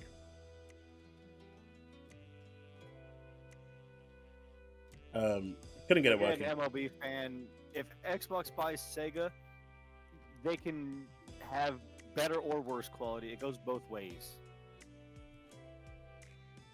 I mean, we don't know. Just Literally, because we the do not know studio is anything. Buying it's literally just the talent of those making the game. That's all that is. All right, you accessibility junkies. What about this one? Oh God. Dragon Age, the Veil Guard's difficulty options will let you turn off death entirely. You cannot die. No more shall Gandalf's "you shall not pass." It'll be a case of "you shall pass eventually, but it might not be as quick."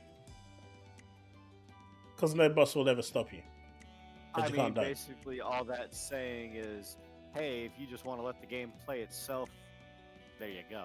I mean, it's not playing itself. like You still saying have that to go you're and do the work. That's like saying that you're giving yourself immortality in a game like Final Fantasy XII and just letting the game play itself with gambits. Yeah, but So no, you don't this. have to worry about clearing yourself. Yeah, but that's again playing itself. eventually. You're still gonna have to go and press the buttons to do your work. Well, I mean, this is live action. The only thing that you're doing button inputs for is like special moves. from what I saw anyway. You still have to move your character around. Not when you're in combat. What if the boss is away from you? You have to walk up to the boss.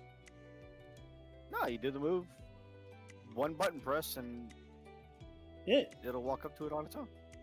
Oh, it's a There's point plenty and of games click? that do that. Well, no, not exactly.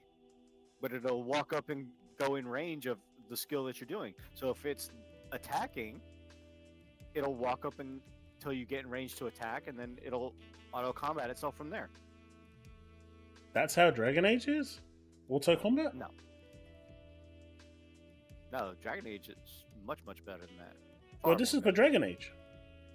Well, yeah, I know that. I was talking about, what this is talking about is doing what Final Fantasy XII can do, because if the combat is fluent and No, not, this Final non-stop Fantasy because of XII what is they're different. doing, Final Fantasy XII That's set what up I'm a saying. gambit system. that's what I'm talking about. But why are Being we able to talking set it Final up Fantasy that you XII? can never die. If you can set it up that you can never technically die, Yeah. then all they're doing is saying they're taking a game that can auto combat itself, and it may take you a lot longer to do it if you're just letting it sit there and auto combat itself. And that's what There's I'm normal asking you. games that do Can this. you auto combat in this game? I don't know. We haven't So seen it why yet, is that even a topic of conversation then? because they're talking about turning off death. Yeah, but in the case of Dragon Age, not in the case of Final Fantasy XII. If Dragon Age has a one button press, because from what we've seen in the trailer, in order to do like special moves, you have to like hold your shoulder buttons to bring up the menu for your party and assign all your skills everywhere, and then decide which one you're going to use. It'll prioritize that move to be done next, but it may not be doing it immediately as you press it, because it's kind of a live combat thing. It's unlikely, MLB fan. The price of Sega is too low. Devastator, I agree. That's bad design. Doing removing the option to die, I think is a bad idea. Yeah, I agree. But I don't think it would actually You know what this is be for? as bad as Power saying it It's is. a journalist's wet dream. That's what it is. It's for journalists. Dragon Age is turning into a bad mobile game. You're not wrong. You're not wrong. But yeah, at the moment, that is, And Ventura hit it accessibility on the seems head. to be Spider-Man 2 had the same thing. accessibility seems to be the main focus for everyone at the moment. Yeah. And that seems to be the main focus.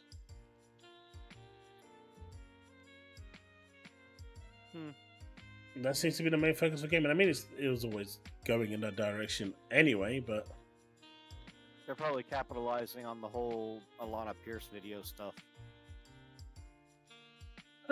maybe at the end of the day, like I said, Alana Pierce's one there was a massive overreaction by the community. They clearly She didn't took understand it what, the wrong direction. but she was correct, as I proved in chat today, and everyone agreed with me. Oh, I fully agree with what she said. I just don't like the examples that she used, because the examples. Oh that yeah, she yeah. used were The example she pretty used was weird, but it's nonetheless correct. But I proved that in my research that it's been a thing in the U.S. Department of Labor since 1990. There you go. So almost 30 years later. Well, 34 years. So it's not just the gaming industry that's coined that. It's like the official U.S. Department of Labor that's coined the phrase.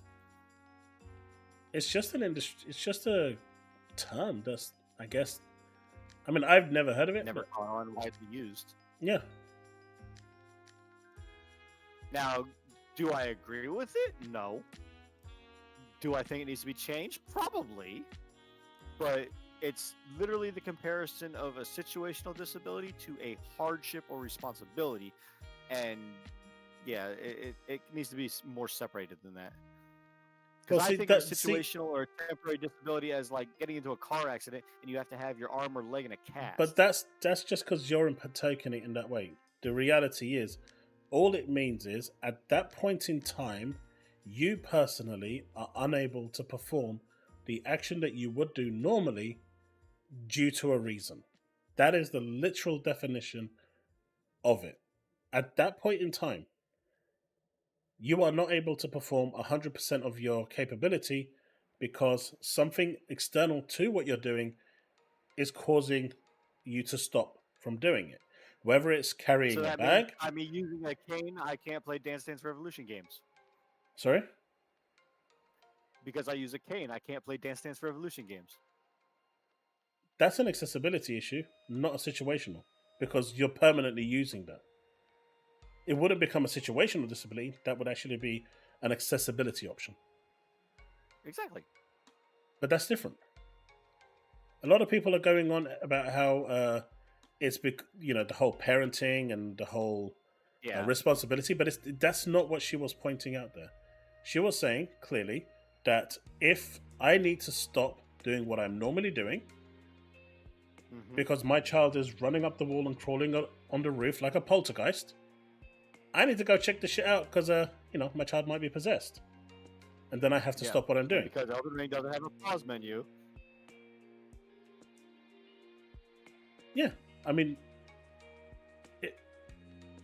I don't think Elden Ring should have been the option the way she should have gone about it, but the point still stands. No, if she has to get up and do something else to pay attention, she's obviously going to put her child first, but the option should be there in an offline situation for you to be able to pause it. I mean, it is there anyway, so why it's not just there by default doesn't make sense. You can pause Elden Ring. Just go into the equipments menu and you've paused it. So the fact that the option is there makes no sense why it shouldn't be there offline anyway. True. Ventura, that's the point I'm making. You're right. The example that she used was bad. It was always going to be controversial. It was always going to be contentious. Because the moment you bring children in, people are going to take it the wrong way. And they did. And I'm still seeing people right now that are taking it the wrong way and going about it, saying that she basically is saying that having a child is a disability. No, that's not the takeaway here. But, Twitter. Everyone's going to because if you don't it's not cool, right? It's just the way it is. And unfortunately, I actually have to goddamn do awareness training now because of it. Because I asked my workplace what it was, and they were not very happy that I didn't know. So I actually have to do awareness training just because of that.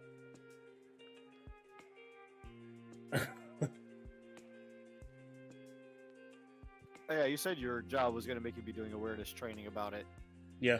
Coming up. It's mandatory as well. I can't even skip it. It's an hour long. Where they go through all forms of situational disability. And I'm like, great. Thanks, internet. Do you know what? This one is actually pretty fun. Let me talk about this one. Because your good buddy Grums. You're not shy. Your good buddy Grums has decided that he wanted to attack the Final Fantasy XIV community. And they cooked him good. They have been cooking him real good. They have absolutely destroyed him. But his point is that in the latest expansion, the character Wooklama, do we see her here? No, but it's the female version of the Ronsor, is the main character. Okay. You on this one take like the back seat, kind of like a mercenary. And her voice actor is actually really good. It actually suits the character, it suits the way she is, and it suits the role. The accent was pretty on point. At no point did I sit there and wonder to myself, oh man, I wonder if she's straight, lesbian, or a trans woman. But apparently she was trans, and that's his big takeaway from this. That Square Enix has gone woke. and they absolutely just ruined him, and they're still ruining him. They're literally going after him on Reddit, everywhere now. You don't fuck with the Final Fantasy 14 community. Fuck around and find out. Is what is the saying. But yeah, he thought he'd go after them, and it didn't work out well for him.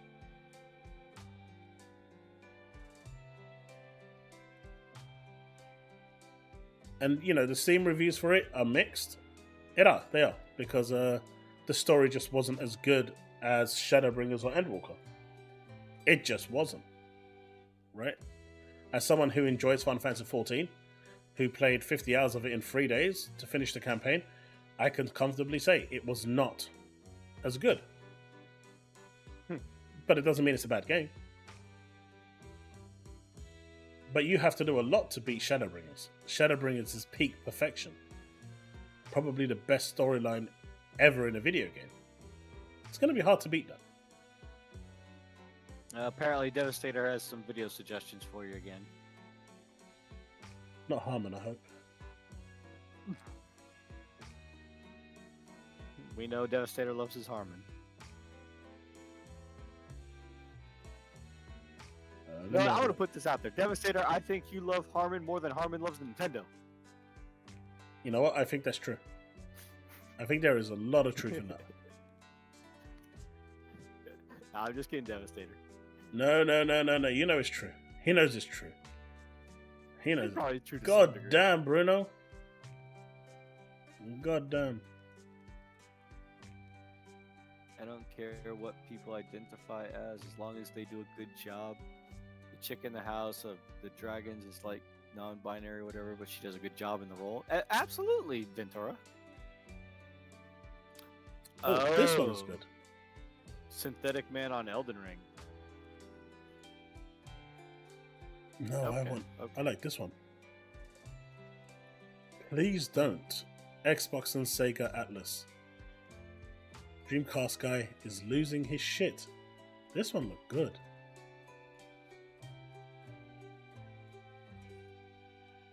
What's up, gamers? Dreamcast.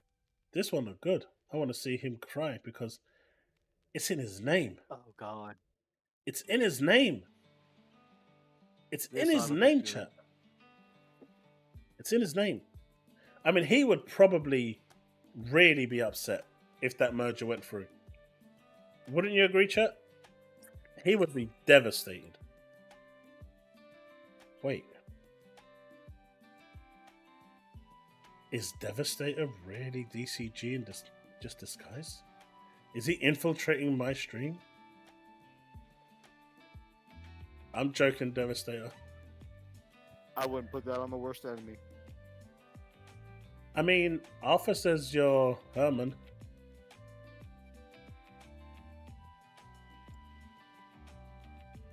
I think that's harsh and cruel and mean. And I say it every time. But you should I totally think call him out for Devastator's it. hiding out in one of the craters that's on Dreamcast guy's face. Why are you attacking him? It's Arthur that said it to you. No, I was talking about Devastator. Ugh. Now, let's have a look at this guy. Dreamcast guy's fake. Honestly, I want this merger to go through just to see his reaction. I just want the Me merger too. to go. I just want it. I mean, I know it sounds bad, but I want it to go through just to see how much he will cry. But anyway, I want to see what he says about Xbox buying Sega. let's see what he has to say. All right, folks. Devastator, don't worry, man. We love you.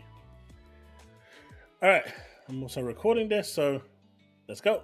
I'll upload this later. What's up, gamers? Dreamcast Guy here, and today we're talking about Xbox because there has been a tremendous amount of discussion and debate about the next Microsoft acquisition. At this point, everything that Xbox has attempted to buy, they've been able to do. They bought Activision Blizzard, they bought Bethesda and id, they bought stuff like Tango Gameworks and then immediately shut it down. They bought Double Fine. Tango Gameworks is part of ZeniMax, so no. Factually wrong already. They bought the people that made Hellblade. I mean, it's pretty obvious that Microsoft continues to grow their trillion-dollar brand, and dumping a bunch of cash into Xbox is part of their master plan.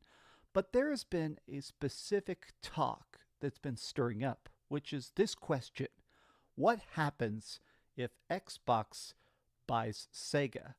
Now, I'm obviously very biased here because I like Sega a lot. I've got my Sonic Adventure 2 shirt on. I mean, I want to talk about this because obviously it would be bad, but let's talk about why it would be bad. Hi, hope you're having a great day. If you could, please give this video a like and subscribe if you haven't already. Yeah, you know what? Let's get this to 2,000 likes in honor of Sonic Adventure 2. So this was kind of the original inspiration. Chat, are we gonna get 2,000 likes for this stream? Are we gonna beat? Are we gonna beat DCG? For this entire rant is this very viral tweet that was going around the entire weekend, which is this guy essentially begging Microsoft to buy Sega. He says that right now, technically, currently, Sega is the most purchasable they've ever been. They're currently $41 million down their last fiscal year, but that's because Sega's been making their own acquisitions. Now, the Sega brand is a lot bigger than people sometimes kind of fathom. The fact that they are actually doing stuff like there is, obviously, the last couple Sonic games have been extremely successful. Jet Set Radio is coming back. They're even today talking about the Crazy Taxi open world reboot, which is going to apparently be massively multiplayer in AAA. Sega. I really still don't know how that's going to work. It's going to change everything. I mean, you can see the two players there. I see it, but I don't see it being good. I don't know about it, man. Yeah, it's a hit or miss for me on that one. Is not sitting around waiting to be bought. And of course, Sega is also directly involved with the development of Persona, which is bigger than it's ever been, and stuff like a Dragon, Infinite Wealth, the people that make the Yakuza games. Sega is a very, very big brand that quietly has been burning up the last couple of years, especially. So a lot of the replies are, to put it nicely, overwhelmingly negative, saying stuff like, yes, if Sega gets bought, they will lose hundreds of jobs instantly. Xbox is basically the Grim Reaper meme at this point. I'd rather. But they're perfectly okay with Sony closing studios. Embracer have closed 50% of their studios. You know, they had 40 studios, they're down to 20 now. No one cares. So why is it only when Microsoft does it that they care? Yep. It's so weird. Xbox bad. Like it's annoying. The double standards here is so annoying. Not. Yeah, a lot of these people are like, okay, you can't support Xbox making acquisitions because even by their own discussions, they have talked about the fact that Xbox has been trouble keeping track with their own size. Like, this is the current head of Xbox Game Studios, Matt Booty, and honestly, Matt Booty has been personally responsible for a lot. What does it say? Matt Booty, after acquiring Sega, we decided to cancel the new Streets of Rage as a Radio, Shinobi, and Golden Axe to put our resources into the next Halo game. RGG is only making Yakuza games and no more Super Monkey Ball games. So basically, this Shammer Boy's chatting a whole lot of bollocks. Of these studio closures. Yeah, there's a whole bunch we decided to cancel. This is like a fake quote of what would happen if they decide to buy it. We've decided to cancel the new Streets of Rage, Jet Set Radio, Shinobi, Golden Axe, and put all their resources into the next Halo game. Oh yeah, and they're only going to be making Yakuza games, no more Super Monkey Ball, because we don't like a variety of IPs. I mean, Xbox is the king of variety IPs. It's Sony who doesn't have variety. What is he even on about? Now, this is clear. There have been multiple interviews now where Phil Spencer, where a lot of the top dogs over at Xbox have said that they're having some difficulty dealing with the unwieldy size of current Xbox. This is a tweet from a couple months ago, which essentially spells out the fact that this is the Xbox Studios roadmap. Now, I'm not going to claim that Xbox doesn't have games or they don't have enough release dates and stuff like that. This is everything currently owned by Microsoft that is in development. And you can see it is a tremendous step. There's already, just counting what's already released, stuff like Psychonauts, the Quake remake, obviously tons of stuff. Ghostwire Tokyo. Oh, wait, that studio got shut down. Minecraft Legends, which is pretty much forgotten. My point here is the fact that Microsoft themselves has talked about the fact that being in charge of thousands and thousands and thousands. It's also worth pointing out that Ghostwire Tokyo was originally released on PlayStation as a PlayStation exclusive, That is true. and no one bought it. If they really cared for the studio, they would have bought the game. But clearly, they did not care about it. Hi-Fi Rush came over to PlayStation. No one bought it. In fact, no one bought Hi-Fi Rush on PC either. Evil Within was a very, very niche game that the Resident Evil dude wanted to make, and clearly it didn't have the success of Resident Evil. So my dude yeeted and decided that he's going to set up another studio and make a new franchise from the games that he wants to make. Miyazaki. Yeah, but even his game was super niche. None of the games that these companies made, or Tango in general, which is the thing, was successful. None of them. Not Hi-Fi Rush, not Ghostwire Tokyo, or Evil Within. And they I had wanna 2 point attempts with out, Evil all Within. these games that are shown here on this Xbox Studios roadmap, one, that is not all of the games that Xbox is coming out with. That's just the Xbox Studios themselves directly.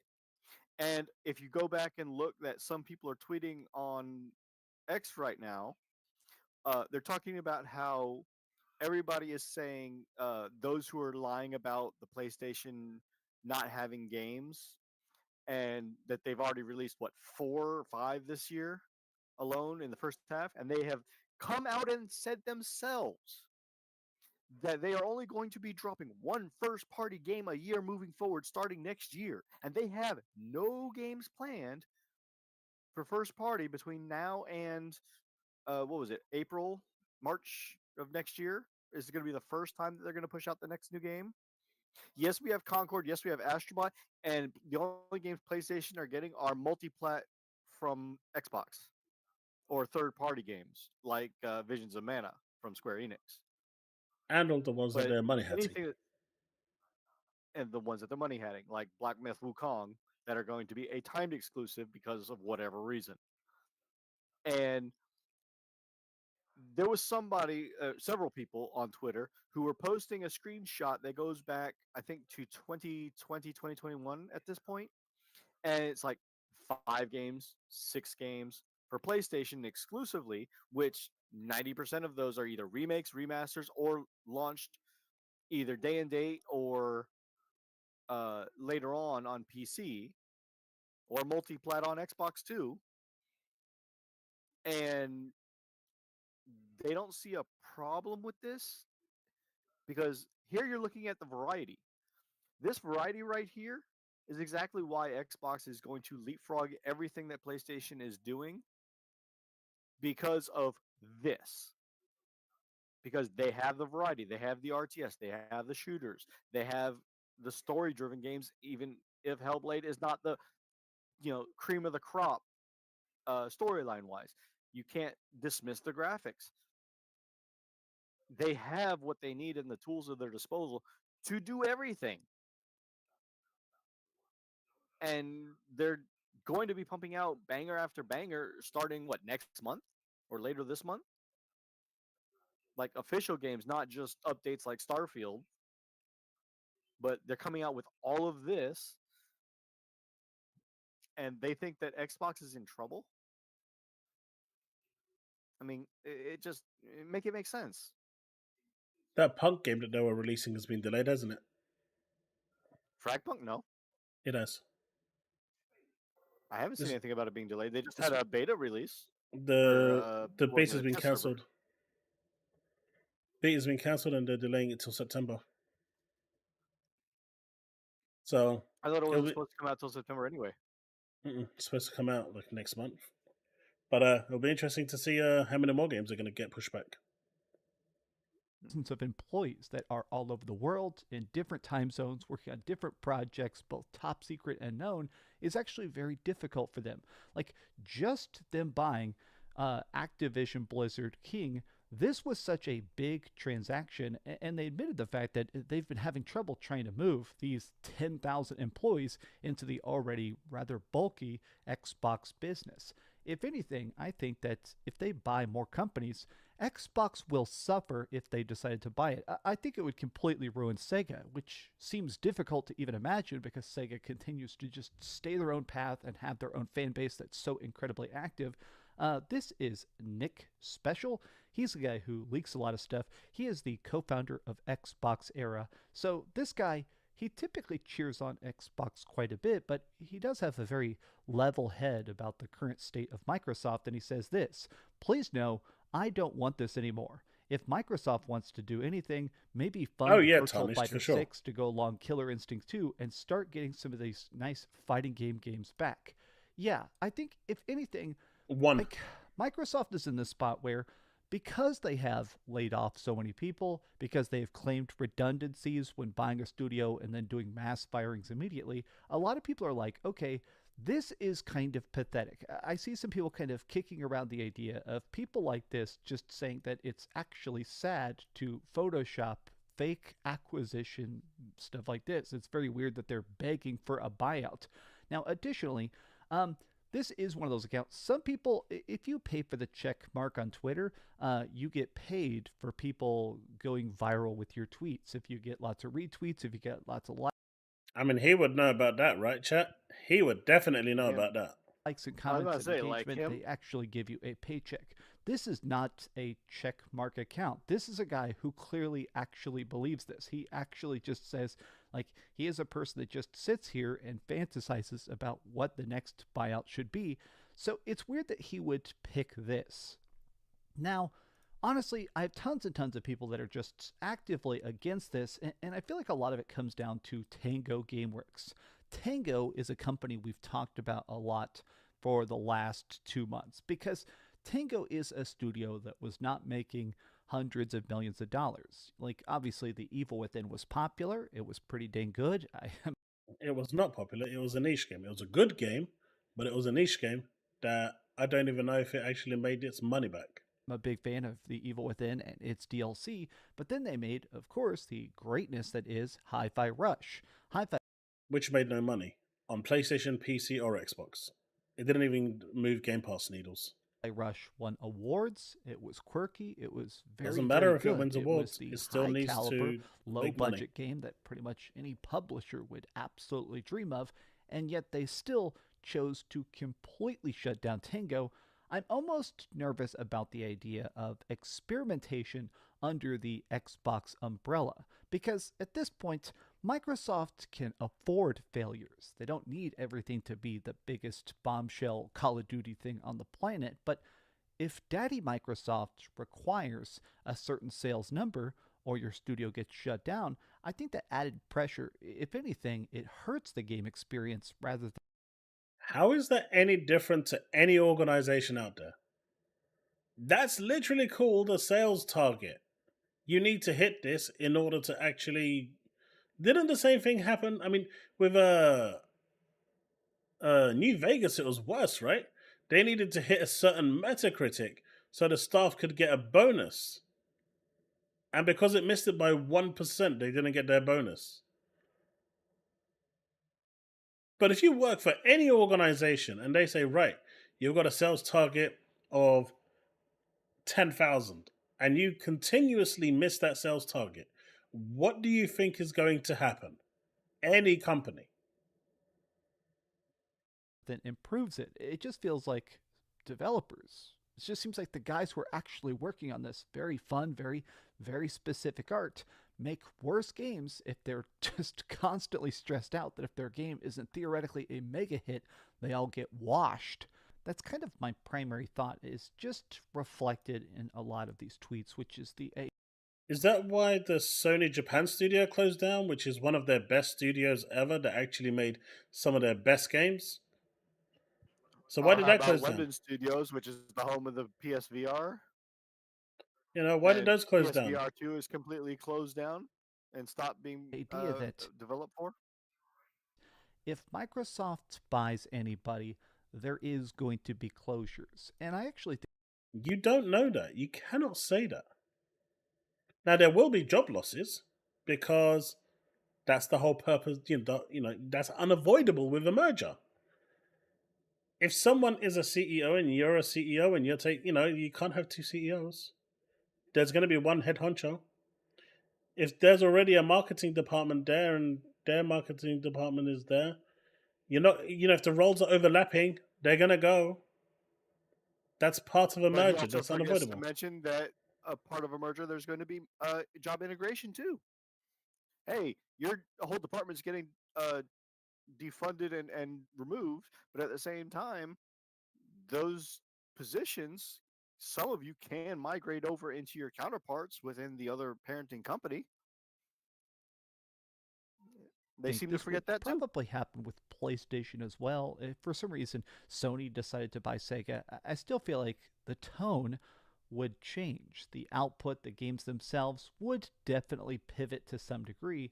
But I guess I just don't like the idea of cheering on acquisitions at this point. I mean, I've done it in the past. I'm sure somebody in the comment section is probably going to quote like some time where I said, hey, Sony should buy Square Enix, because I did say that years and years ago, I think. But I think I have soured on the idea I'm of kind of scared to see what acquisitions his comments unless look like from this absolutely video. necessary.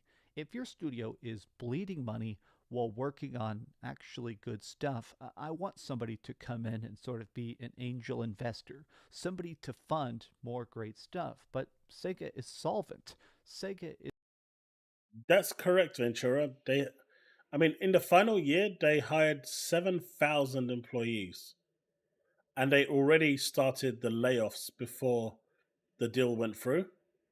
The merger, the merger closed.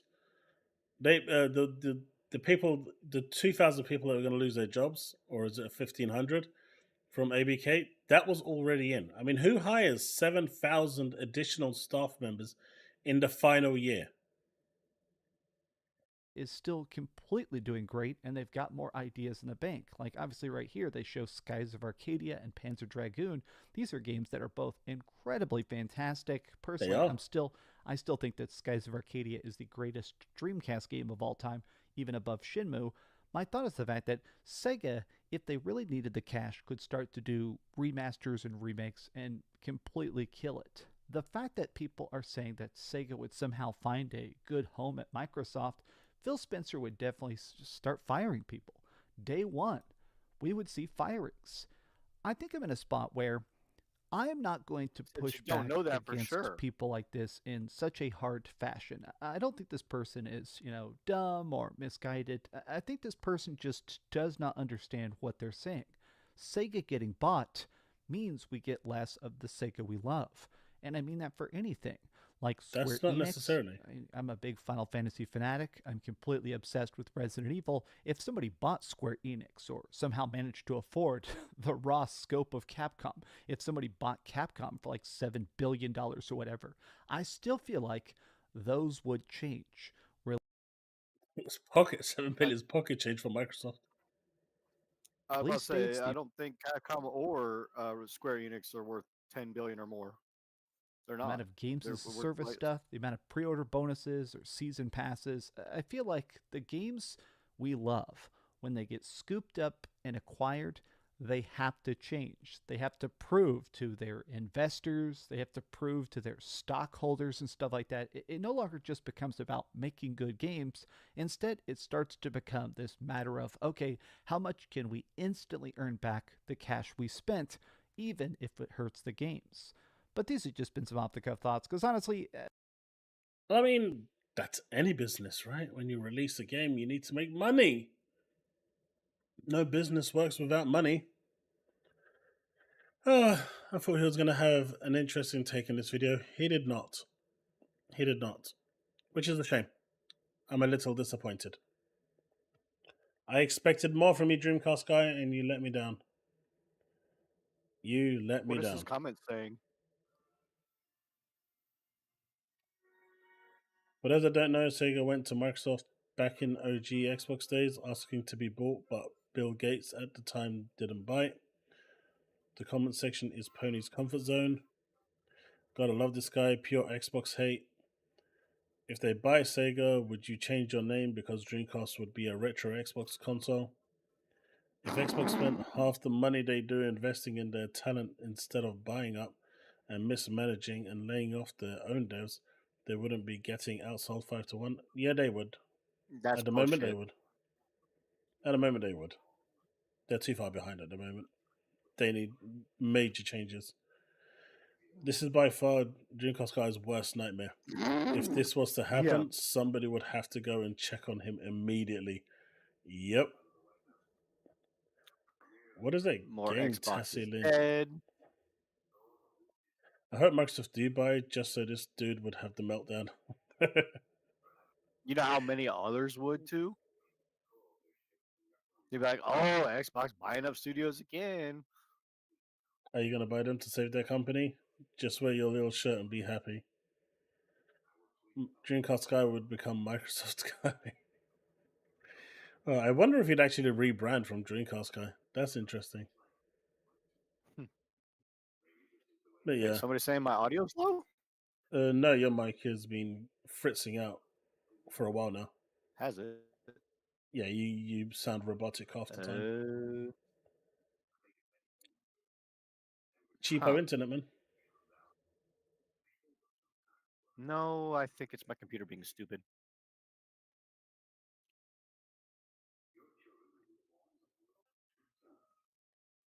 But anyway, chat, that is going to be it anyway. It's like 12:30 for me.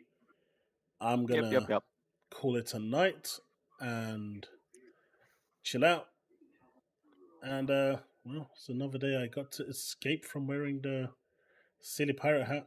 I saw my son came in earlier trying to get people to make me wear it.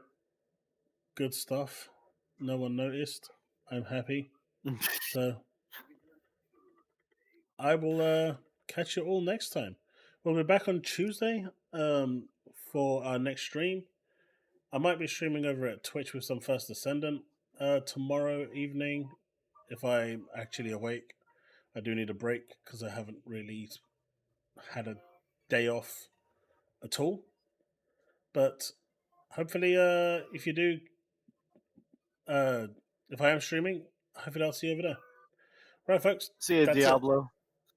Hey, I just want to point out that that picture that Dreamcast guy showed in his video here about all those Xbox games, if you look at behind me right here, these aren't even all the games either. On this picture, these are only some of the games. Some released, some still yet to come, but there's more here than that was shown in that picture. And don't forget, in this picture alone, there's an entire another row that had to be cut off of the picture for this to even fit in. So just think about that, about games coming out. Joshua, it can run 1440p, yes. That's the maximum it can run. Yeah. Need more costume ideas? The pirate, me being a pirate with an eye patch is good enough for now. For now. You open up that P.O. box, you're going to be in a world of Alex. We shall see. All right, folks. I'm out. Take it easy. Good night. And thanks for hanging out.